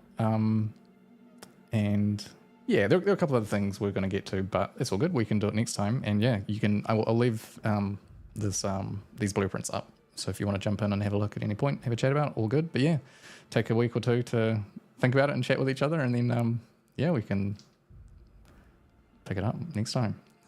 Yeah, sounds good. Sounds good. But planning is always a challenge. I love it, dude. I absolutely love it. It's one of the most fun things to do in the game. And then you still have to roll to see if it works. And then when we turn up, and it all turns to shit. Yep. But The like weeks spent planning, absolute shit show. I think the worst I've ever had in a campaign was we were doing a raid on an orc camp and going over we had it all planned out, it was perfect. We went over the fence, made a tiny bit of noise. And so we got the guy that heard us, but somebody heard that. So we got him and then somebody heard that. And by the end of the fucking camp, we were down 3 people and we'd killed 50 fucking orcs. Ugh. I shit you not, there was just a pile of corpses on the side of the screen from the guys we cleared, and it was just a mess. It was a shit show. Yeah, good times, man. But things go badly. Yeah. Oh well, Mm. all good. Cool. Yep. I'm going to need to brush up on my World War II history, play some more postscriptum to deal with Arnhem Bridge. Yep. How much explosive do we need? Mhm. Yeah, I know Yes, there always yes. are a few solutions. I'm excited to see how we go. I will I'll switch off the thing.